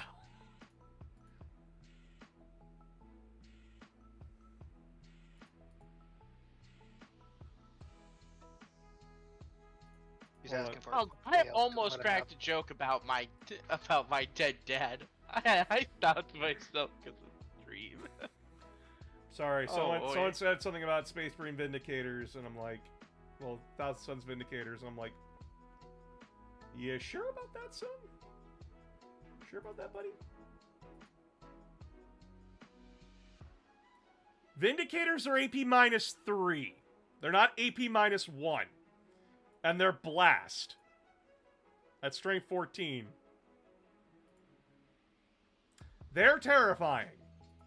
You take 3. Vindicators are fun. You take 3.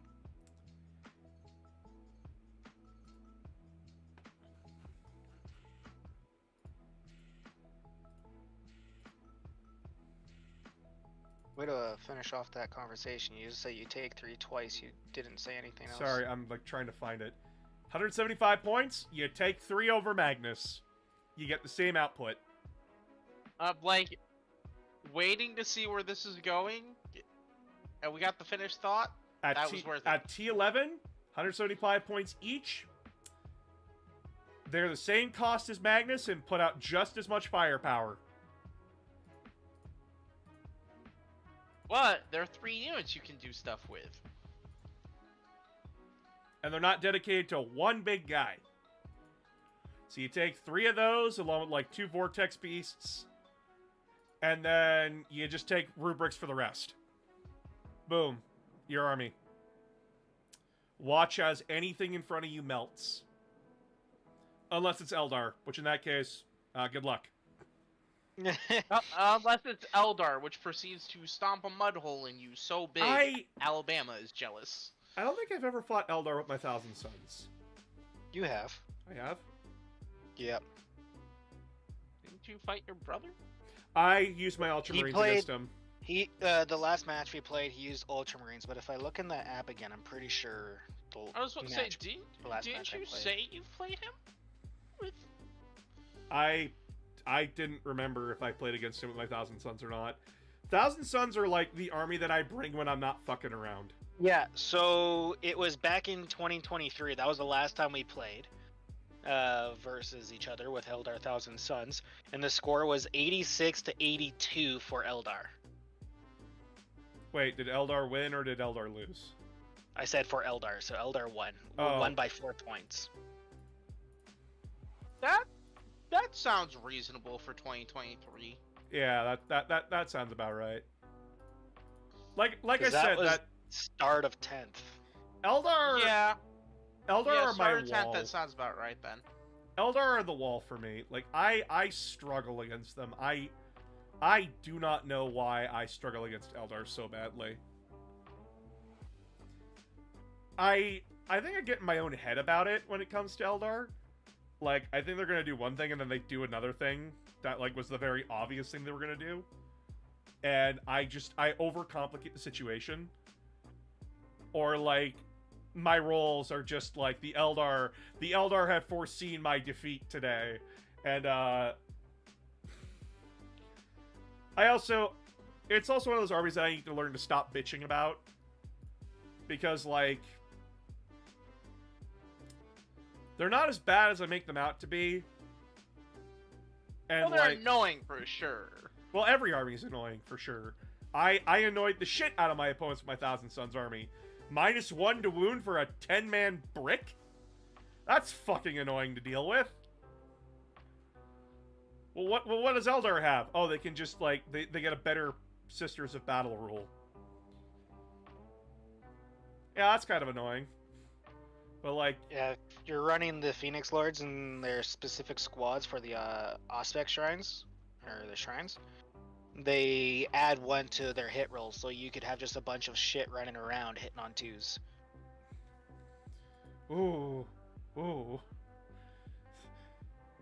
Every army has their annoying shit, and it's just like, I have to get out of my own head and start being a better player, instead of just blaming the army for being better than me.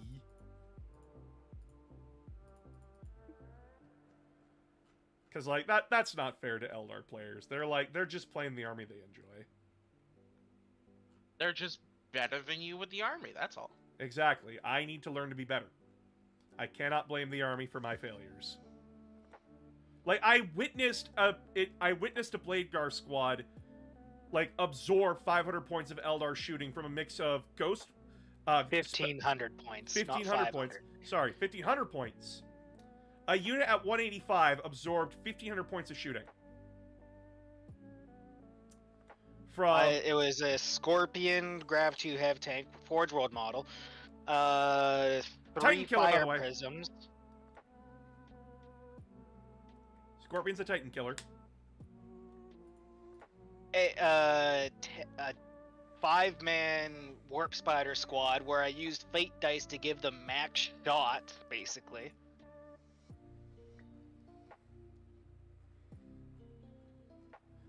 Yeah, so, like, I need to stop complaining and start learning. Like, really buckle down if I want to be Eldar. And just be like, nah, you do this, I do that, kind of a thing. And, like, stop being pissed scared of them. You're gonna lose models anyway, just charge up the board. Get them.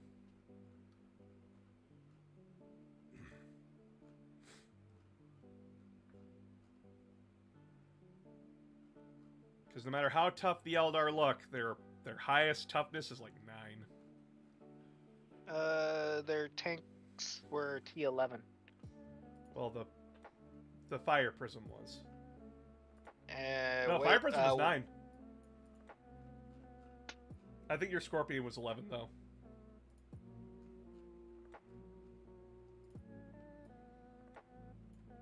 1 second. I have the list right here. Yeah, it's just dumping like tons of Fire- shots into them. Yeah, fire prisms were T9, and the scorpion was T11. Yeah. Toughest model Oh, in the army and- is 12. And also the Wraith Lord at T11. Yeah. So like the highest toughness in their army is like 12 because Avatar of Cain. So like I'm missing the knight too. Where's the knight? Where's the Wraith Knight? Where is the big boy that gives me pain?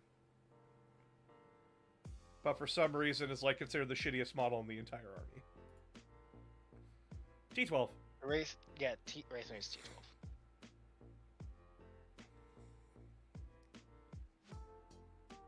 Again, I do not get why like elder players say the knight is the shittiest model in the army. It's decent. What's its point cost?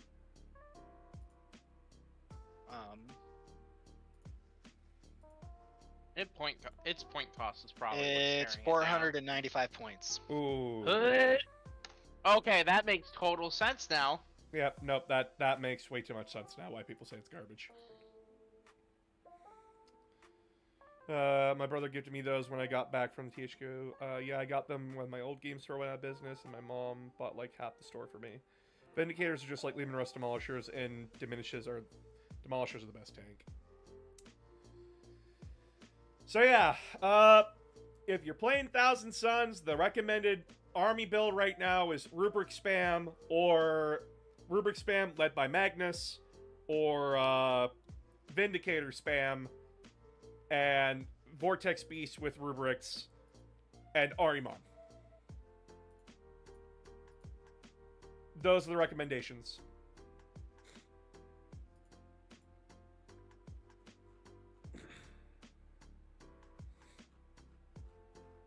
So, I'm sorry, like, if you were hoping for, like, some Zangor play or something. Zangors just aren't tough enough to do what we want them to do. They don't hit as hard. They don't hit hard. Zangors are the equivalent of 9th edition. What's it called there? Kroot. In 9th edition, you did take Zangors because they were actually good. Now they're just, they're real bad. They just don't have the output you want them to have. Which sucks, because, like, outside of Zangors, our only melee unit is the Terminators. And our cultists suck shit, too. And you can say the same thing with Tau pretty much, right? Especially during 9th. They sucked it. They didn't have enough DPS. They died way too fast in 9th for Kroot. And they also just waited for Farsight, because Farsight was the only other one that actually could do melee. Do you have any advice for my first game of D&D? First game of D&D? You are not the main character. Do not go in thinking you are the main character. If you have questions, talk to your DM. Yes. I promise you, everything can be cleared up just by talking to your DM.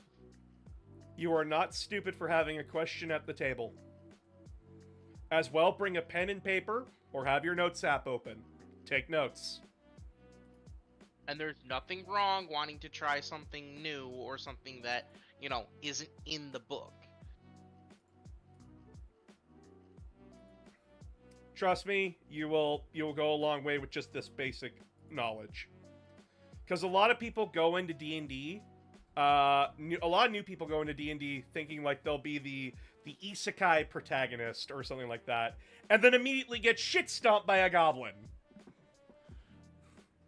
Because they weren't paying attention, and getting flanked sucks. So, I will say this is somebody who's been after every DM.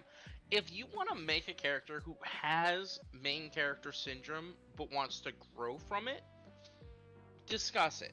Because it is a funny trope to have a PC grow out of. Like, guys, my favorite class in D&D is Paladin. The amount of problems that a Paladin can bring to a party can either make or break a party. The last Paladin I played was a paladin who took the oath of redemption. So They also changed paladins recently, so the game's a bit more balanced. Yep. But essentially, Paladin of Redemption, it is very easy for someone to fall into lawful stupid. That's an understatement. Because Paladin of Redemption is, you can't harm anybody who's defenseless. So if the opponent isn't a spellcaster inherently, and isn't carrying a weapon, but they're very clearly a bad guy, you can't touch them. Like, you can't hurt them. Also, if you can tell somebody is like a monk or something, then maybe. And like, even further, you have to go out of your way, if you're able to prevent harm coming to that person. So if someone surrenders, but your chaotic neutral fucking warlock is just like, nah, Eldritch Blast, bitch. You have to grab them by the arm, drag them up to you, and say, knock it off. Or beat the shit out of them. Which can be very problematic. So, knowing this ahead of time, I communicated with my party that I was playing a lawful good Paladin of Redemption. And that's when my other party members told me, directly to my face, okay, I'm playing a neutral evil investigator, and I'm playing a lawful evil warlock. Which basically told boss, get fucked. So, my excuse for traveling with the party is that I'm trying to redeem these ne'er-do-wells.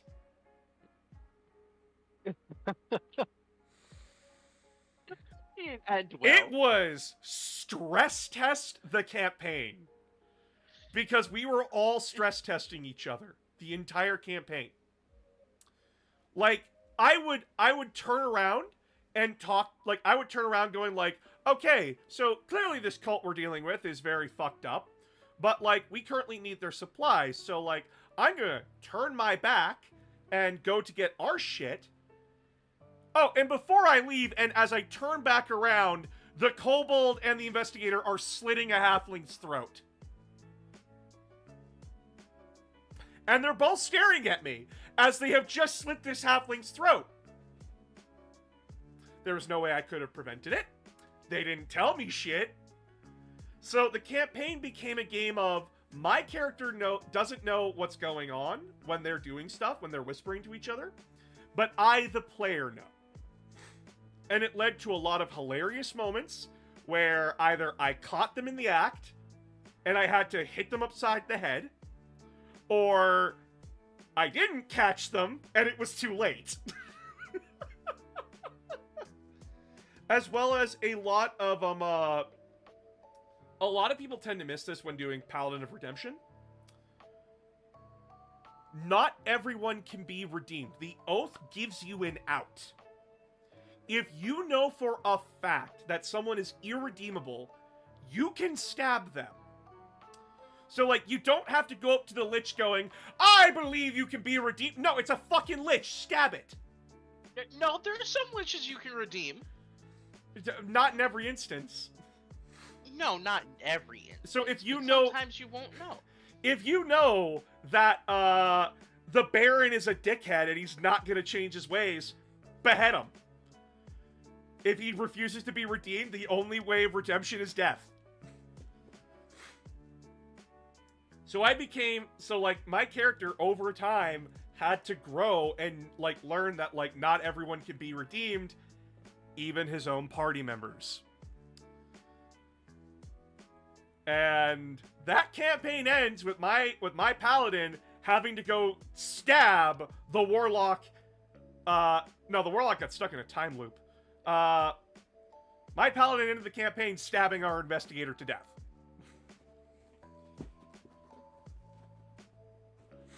Because it turns out he's an alien. So fuck him. I'm currently playing an Oath of Glory, who is essentially a big game hunter. That's fun. But yeah, like... The moment you try to make yourself the main character in a D&D campaign, you are asking for trouble.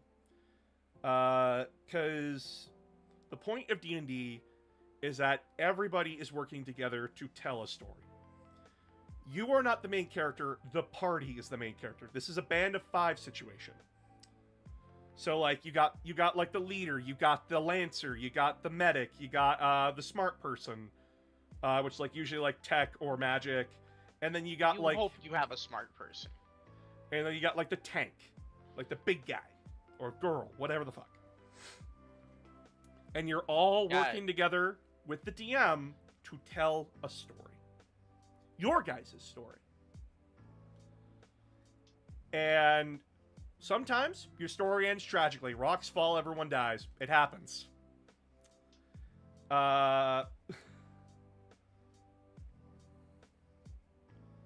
Boss does wisdom 23 plus 7 is a good stat for a druid. Where the fuck are you getting 23 plus 7? In D&D. Okay. My question is your DM doing something like violently overpowered for a campaign? Because you should my not have a friends do stat of that. 23. What level are you starting at that you're getting a 23 stat? Also, if you're trying to say, like, oh, and, like, the little bubble that says, like, plus, that's, no. You get +1 for every even number in a stat. So it's like 12 is +1, 14's +2, 16's +3, 18's +4, 20 is +5. Where are you getting 7? And 22 would be a +6. Yeah. And it's very hard to So- get up to those numbers. In D&D, Again, at least. In unless you're Pathfinder, it's doing extremely easy. Well, again, unless you're doing certain things, though. You know? Like, if your DM's making an overpowered campaign, pretty easy.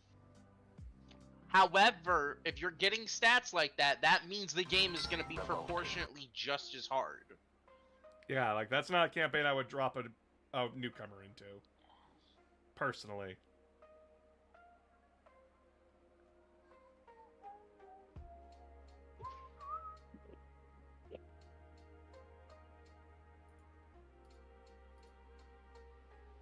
Hey brother, new to Warhammer and loving learning from your videos, still trying to find my chapter. You'll find it eventually. You'll even make your own. Eventually. Yeah.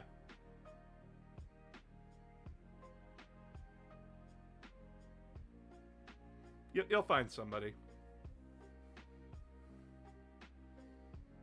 But yeah, Knight, I can't help you unless I can look at your character sheet directly. But even then, I haven't played D&D in like 2 years. I'd have to see your campaign stuff to even think about helping you. Yeah, like, I haven't played D&D in 2 years. Not even Pathfinder. My friend group collapsed. So, like... I'm kind of want to foobarred. do an online game session with you and others, but at the same time, like, your schedule's already hectic as is. You can't add a D&D game to it. Yeah, no, I can't. Because I've genuinely thought about doing that as a way to, like, add content, a variety of content to your streams. I tried joining a D&D group before online, but they fell apart as well. Not anything I did, by the way. It was already, like, intergroup drama and politics that I just kind of, like, walked into. I saw the burning fire, and I'm like, I like you people. You're all nice. You're all genuinely sweet people. I'm out. But I don't want in on this house fire. I don't want in on this house fire, so I'm out. And I quietly just, like, walked away.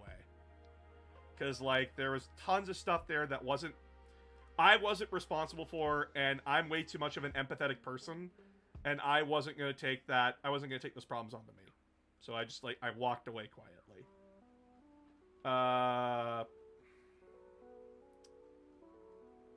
Again, really nice people. They were genuinely all very nice. It's just there's a lot there that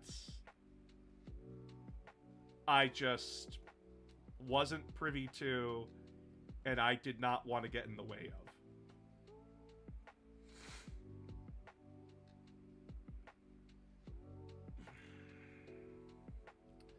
Can you give an explanation on the Covenant and the Fall of Reach, please? I made a review. I made a review for Halo Reach, so you can go watch that. Where can you watch it, you may be asking? Where is this delectable content that you have been denied for so long because TikTok hides my videos? Oh baby, have I a thing for you? Oh baby, look at that. Halo Reach, Bungie's messy swan song. There you go. There's the Fall of Reach. I even have Halo 3. I have a Halo ODST. I have Halo 2. I have Halo 1. And even Halo 4 with a funny picture of Cortana dead. Oh, that's funny. That's a funny picture. I forgot the image that was on your Halo 4 video. I won't lie. I was half tempted to turn that into a shirt.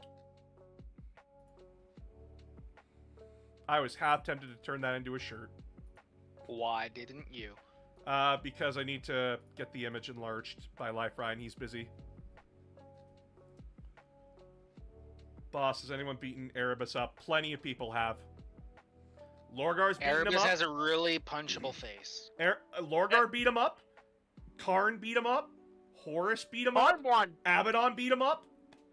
Karn wants to beat Aramis into a bloody pulp so bad that he's ignored everything else to do so. Yeah, no, people so have beaten Erebus up. Uh-huh. And the only reason he isn't dead is because Erebus is smart and knows when to pull out. His pull-out game is too strong. His pull-out game is too strong. No one can capture the Erebus.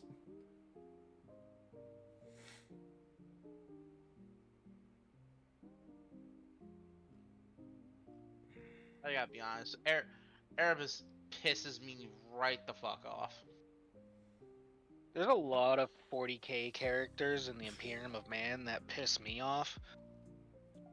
Wait, who in the Imperium of Man pisses you off? The system. Oh, the system. Ah, yes, the system of... Man, I hate the characters of the Imperium of Man. Which one? All of them. Stares directly into eyes, unflinching. There's a reason why I only play one faction, and it's like the smallest faction in the Imperium of Mankind next to Agents. Grey Knights. The ones without a personality. I play them. Why? Because they don't annoy me. I feel like Grey Knights are more annoying than actual Knights. Change my mind. You think Grey Knights are more annoying than Imperial Knights? 100%. Imperial Knight is not gonna look at a random civilian cluster or Space Marine detachment and kill them just because they feel because they did it unintentionally by accident. Oh, now they got Instead of doing it intentionally, they did it by accident. Yes, but they're not gonna look at a group of civilians and just go, ah, yes, I'm now going to murder you because I think I'm holier than thou. I mean, and... hold on. Plenty of Imperial Knights have done that. Hold on. No, hold on. I didn't get a chance to finish my full statement. Because I know they've done it because they've been like, well, I have purpose and stuff.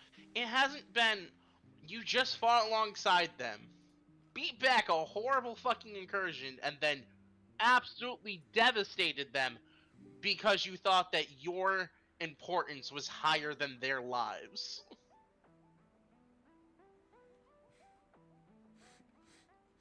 Yeah, but they're not doing it now. They're not doing that anymore now. I fucking hate that excuse with every fiber of my being, by the way. To our knowledge. And I wish Gullyman had put them through the fucking blender just a little bit more. Oh, I wish Gullyman put a lot of people under the blender a little bit longer. So, I'm building a Storm Guardian squad, and I'm gluing their legs on, and I'm staring at the backside. I'm like, dude, this Guardian has cheeks. He's got cheeks for days! I did not need to know that your model... Actually, that brings up... Did you see the 3D printed knight with the fucking just thick all the way around? I have not seen that model, no. Oh my god, it's glorious. So somebody was like, yeah, I'm gonna make a 3D printed model of a knight, and it's gonna be so gloriously thick that I'm gonna be able to get away with making a meme about it. And they did. They made a full fucking meme. I gotta share this in not safe for work memes, because this is funny.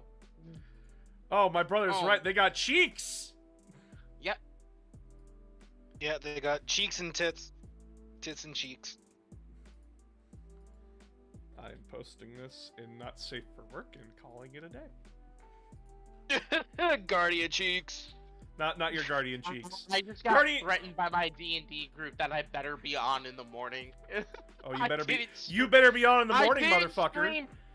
Well, we haven't done a game in like a month and a half because people keep having stuff pop up. And this past one, I fell asleep at my desk because I was just sick, and my body was like, "Yeah, you're done." If I'm correct, if you fight with Imperial Knights, you can become best friends or forever with them. It depends. It depends on which house you're fighting did you alongside. do something that makes them owe you a favor for the rest of their existence? Like the Blood Ravens. Depends on how spiky they are. The reason why, like, the Blood Ravens have a Night House backing them up now is because they saved that Night House from destruction.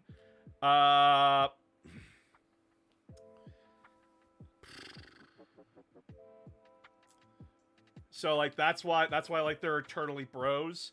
But, other reasons that, like, Night Houses, like, took up oaths to help when they were forced to. I.e., like, a lot of do it or else.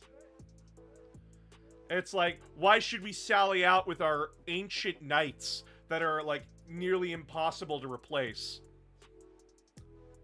Because if you don't, we'll make sure that you can't even fucking repair them. By the oaths that we took! Propaganda. By the fact that I like my ass cheeks intact. Yo, shout out to the Night House that was secretly traitors their entire lives, and only were found out because, and I quote, the Imperium asked them really nicely if they could use their plant as a shipping lane. Imagine being a traitor for that fucking long, just to be like, yeah. And then... What the fuck did you share? They fired upon the Imperium because they thought the Imperium found out, when the Imperium was like, man, it's really great that this Night House really let us use their planet and their shipping lanes to, like, get our troops to where they need to be. Why is the orbital cannons firing at us? Oh! Ultramarines, help!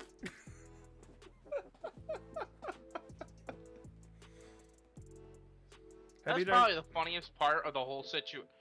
But no, this image you shared.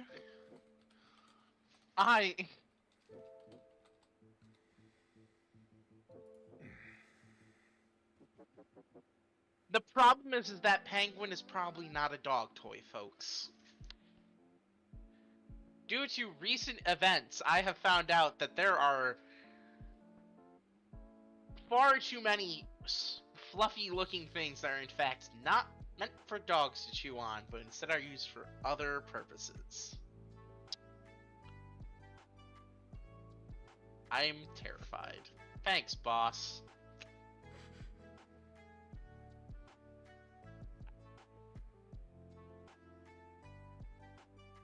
Oh, question for the both of you, since you guys actively play at tabletop. What's up? What is a model that is discontinued that you want brought back? Oh, fuck, I'm all it's discontinued that I want brought back. Any model, any army, what is one that you want brought back, even though you know it could be broken by today's standards?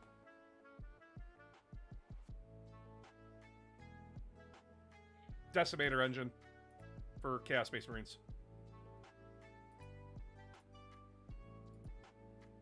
It's the Dreadnought looking one. I won't lie, I think that's a good one. I know a lot of people fucking hate them, but, like, I love these stupid fucking things. I love these stupid fucking things. See, I feel like people hate shit because they don't know how to play around it. Yeah, it's that. Plus, like, decimators are also pretty fucking broken. they're pretty fucking stupid. But like, hey, they were a cooler Chaos Dreadnought in my opinion. I'm pretty fucking stupid if I do say so myself. These things were broken as fuck.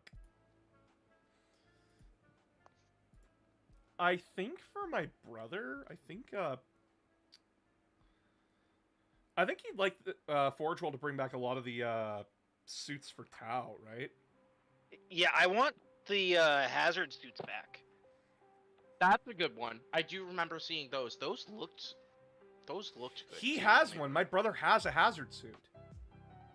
I Could got I it. get I a had picture, it. One edition. please? You want a picture of it? Good news is, guess what? It's one of my painted models. Let's go! I don't know. I like looking at painted minis, and you guys paint minis pretty fucking well, in my opinion. Yeah, no, like you can't even find them anymore. They're gone. Yeah, like I'm pretty sure you could find some on eBay, but they're expensive. Yeah, the hazard suits are gone. So for me, it's the Decimator engine. For my brother, it's the hazard suits. I can't remember the name of it, but it was a Chaos model, and it was a heavy unit. I want them to bring the Falcon back. You mean the Eldar Falcon? I want the Eldar Vampire back. Nice color scheme for this. Holy shit. Do you know the reference to it? I want to say Gundam. My brain is saying It's not Gundam. but I'm sure I'm wrong. It's not Power Rangers. It is Not- sci-fi. It's not Star Wars. Uh, Is it Star Wars? Is It's it Star Wars. 501st? 501st. Yeah, 501st. You stop like no it is 501st, right? Like we're not that nope, yeah, we're that on brand. It was really funny because when I was building up my Tau army, there was a thing that our local store was hosting called a slow grow. So you would start out with 500 points, and then the next month you would go up to 1,000. So as I was painting out these models and stuff like that, one of the achievements you can have that gives you like bonus points for the slow grow was having a mascot for your army. I had a Lego clone trooper that I painted up in 501st colors as my mascot.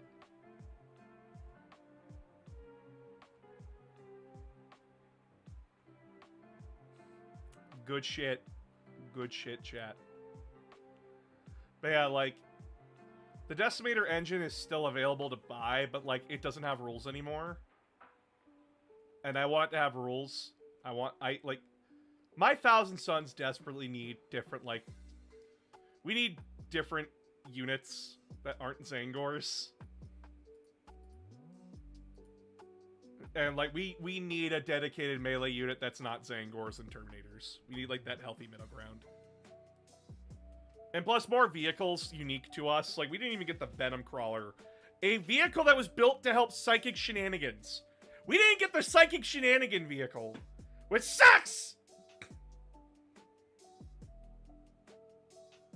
I feel pain.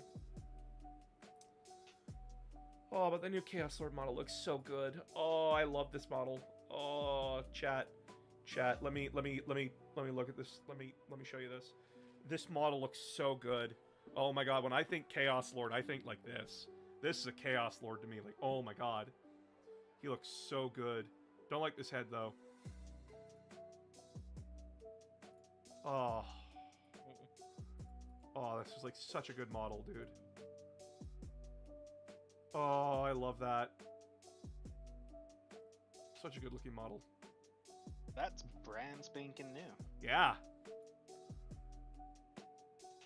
This is a beautiful Chaos model. And like, we even have like the Jump Pack Lord too now. A much better Jump Pack Lord too. Like, the old one was ugly.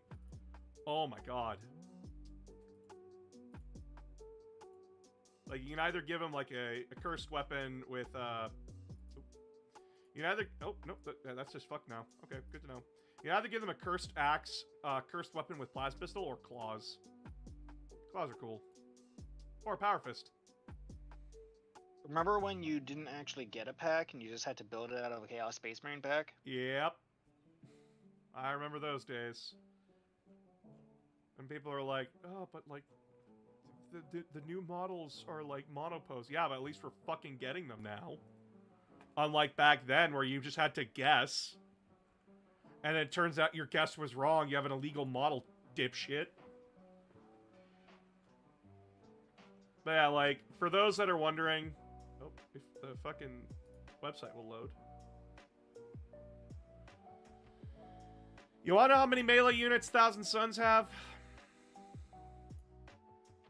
Isn't it only 2? Counting Zangors? Say hello to our starter box. Zangors and Terminators are our only melee units. And Zangors are shit. So technically we only have one. 20 Zangors. And have them die to a singular guard unit. Yep. They're terrible. Can you even Like- have a 20-man squad of Zangors? You can have a 20-man squad of Zangors, but they're toughness 3 with a 5-up armor save.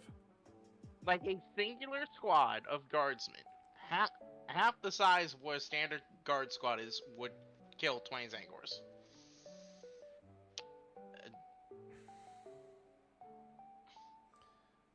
What is the situation of illegitimate children in the Night House, or do they have the right to become night pilots?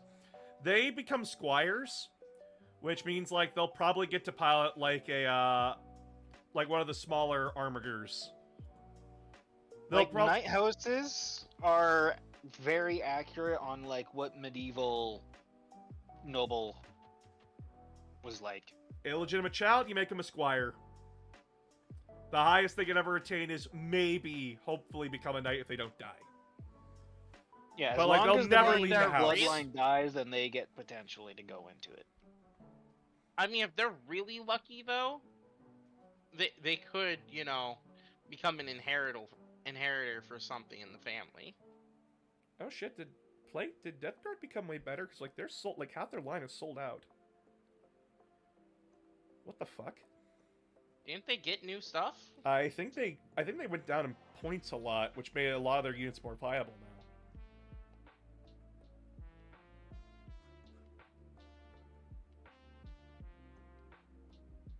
Yeah, because like the Death Shroud Bodyguard are sold out. Yeah, they got the new pack coming out, right? They might. If they got the new pack, then why would the rest of their line be sold out then? It's because people are buying the new pack and now want to supplement it. Did they show what the new pack is? They aren't getting a Christmas box. I know that much. Christmas boxes. What's the Christmas boxes? Is there one for Eldar? No, there was not one for Eldar.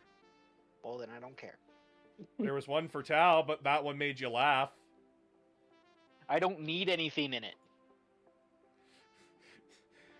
What do you mean you don't need anything in it? It has a Riptide, it has a Stealth Boy. Your brother probably has everything. He from does. it already, He does. though. I That's- think I have almost everything from the Tau except for like the Tau. Yeah, it comes with I think I have Commander. Black's It comes in Commander with Enforcer Battlesuit. It has a broadside. It has a Ghost I Keel. have It has a 6 of those. Riptide. I have one of those. I have 4 of those already. But don't you need one more? No, because they got rid of the 8. If technically you back in 8th when they had the rule of 3, but they had the 8, you can run that with 3 other Riptides because it doesn't count on the data sheets as 4 Riptides. Oh, they updated Combat Patrol Eldari. Oh, Yeah, that they, looked like. instead of what are they called? Why am I forgetting their name? Wraithguard. Instead of Wraithguard, it's jet bikes now. Oh no, I have that. Oh, you have that? Okay. Yeah, that's not new. That's old. That's old. Okay. I'm literally building Storm Guardians out of that box.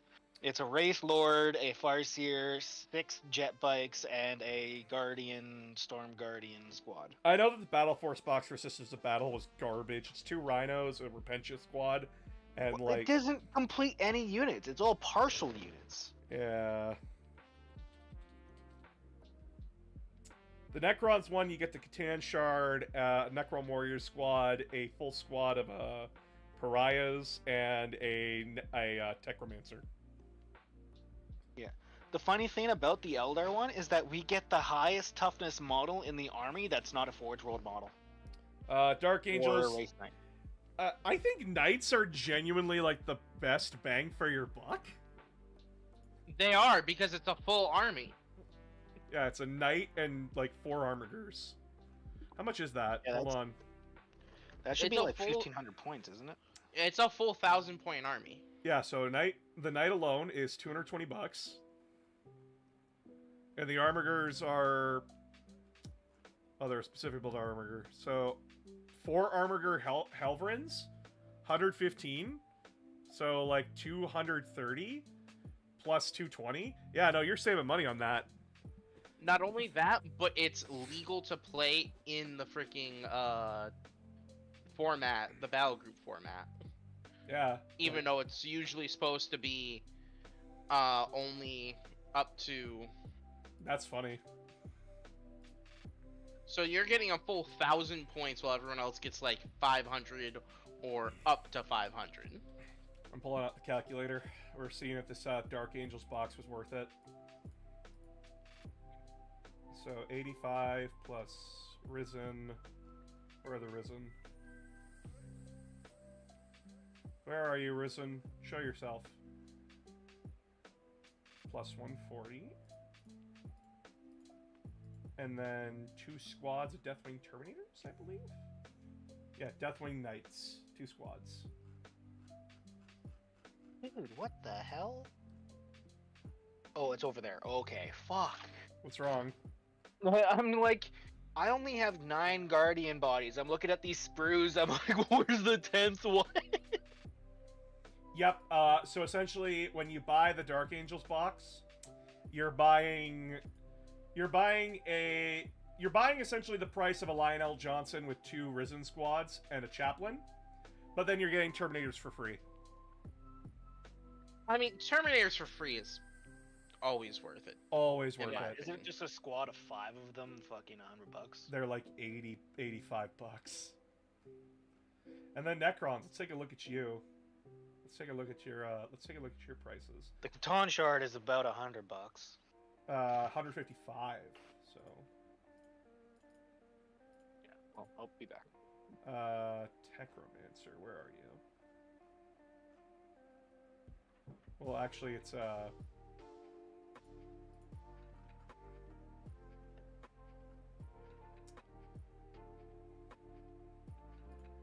Hypercrypt Legion. Oh, it's 2 different squads. 10 Lich Guard, which could also be built into Praetorians. 1 Overlord with Translocation Shroud, 1 Catan Shard with Void Dragon. Okay. Oh, they updated Orikid's model. Nice!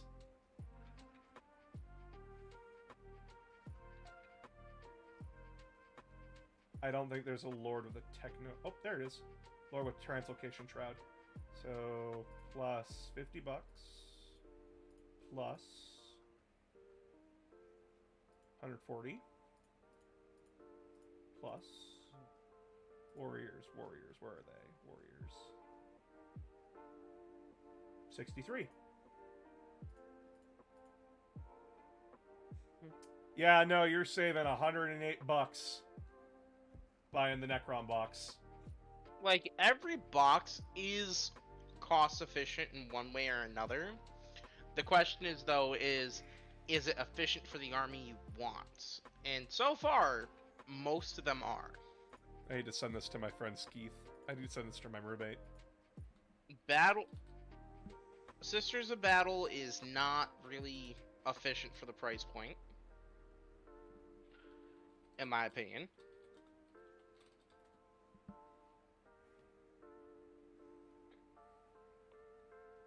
He'll like that. He likes... Now he's gonna yell at me about, like, now where's Trazen's new model? Where's Trazen? Which I won't have a response for that. I'll just be like, Trazen doesn't get one. He's not special enough for it. But he got a book. Okay, and that's his update. He got a book. Yep, that's his update.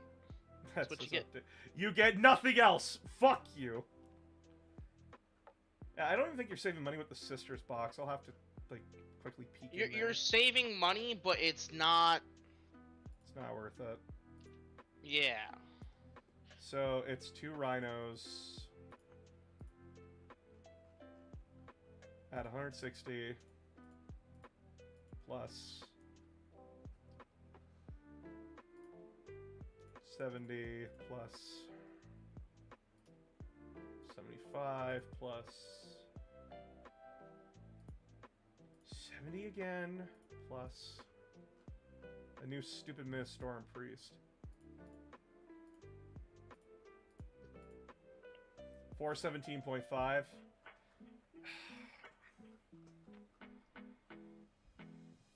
Yeah, you're saving a lot of money on that, but at the same time, like, it's just not a good box for what you're paying for. Yes, it's cost efficient, saving money. However, it's not army efficient. Because you now have to go out and spend basically what the box is worth in order to make the army playable. Yeah. Which is, in people who are used to playing Warhammer, that's bad. For people who aren't, are getting new to it and getting into it, they aren't going to understand just how much money they have to sink in to make the box usable. Yeah. Like, I'm not running any repentant units in Sister's Army that I'm building. None whatsoever. Because fuck that. I think my biggest issue I have so far with the boxes is how fast the night sold out. Yeah, no, like, I knew that box was fucking gone the second it was announced. Like, that sold out so quick, and I didn't even have a chance to look at it. Looking at the starting 40k, do I go tier into Space Wolves? If you're brand new, go into Space Wolves. It'll save you a headache. Oh no, another Marine player. Yeah, well, if they weren't the easiest fucking army to learn, you wouldn't be seeing them as much.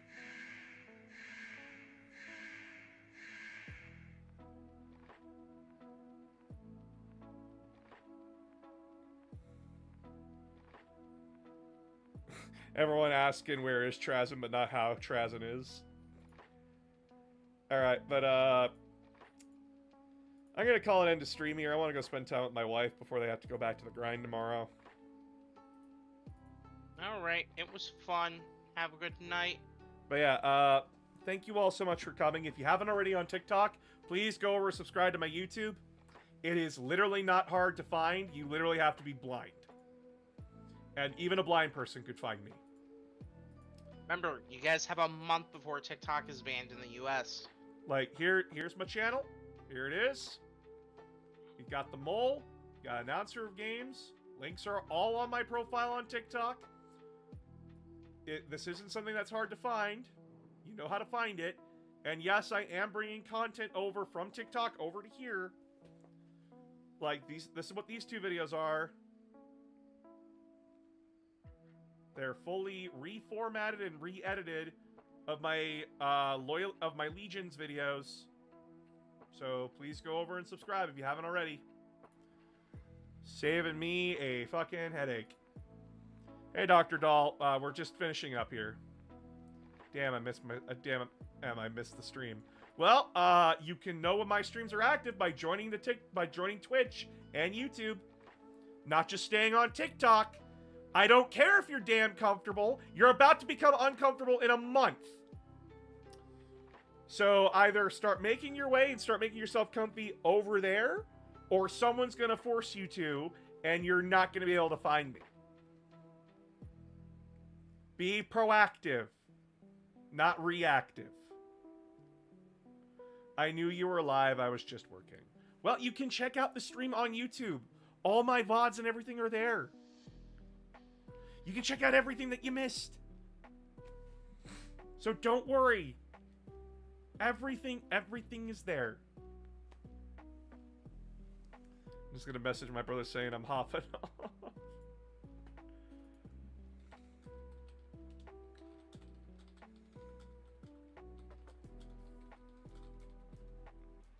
Love you, bub. Thank you.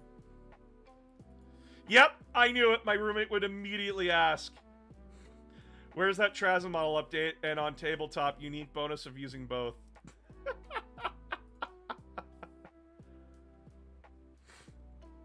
I knew he'd say that. I knew he would say that. But yeah, thank you all so much for watching. Again, if you haven't, go subscribe to the YouTube, go follow the Twitch. Remember, the TikTok is getting banned, so that means my reach is going to be very limited. And I would like to get all 98K of you from TikTok over to YouTube. But yeah, I love you all, and I'll talk to you all on Monday.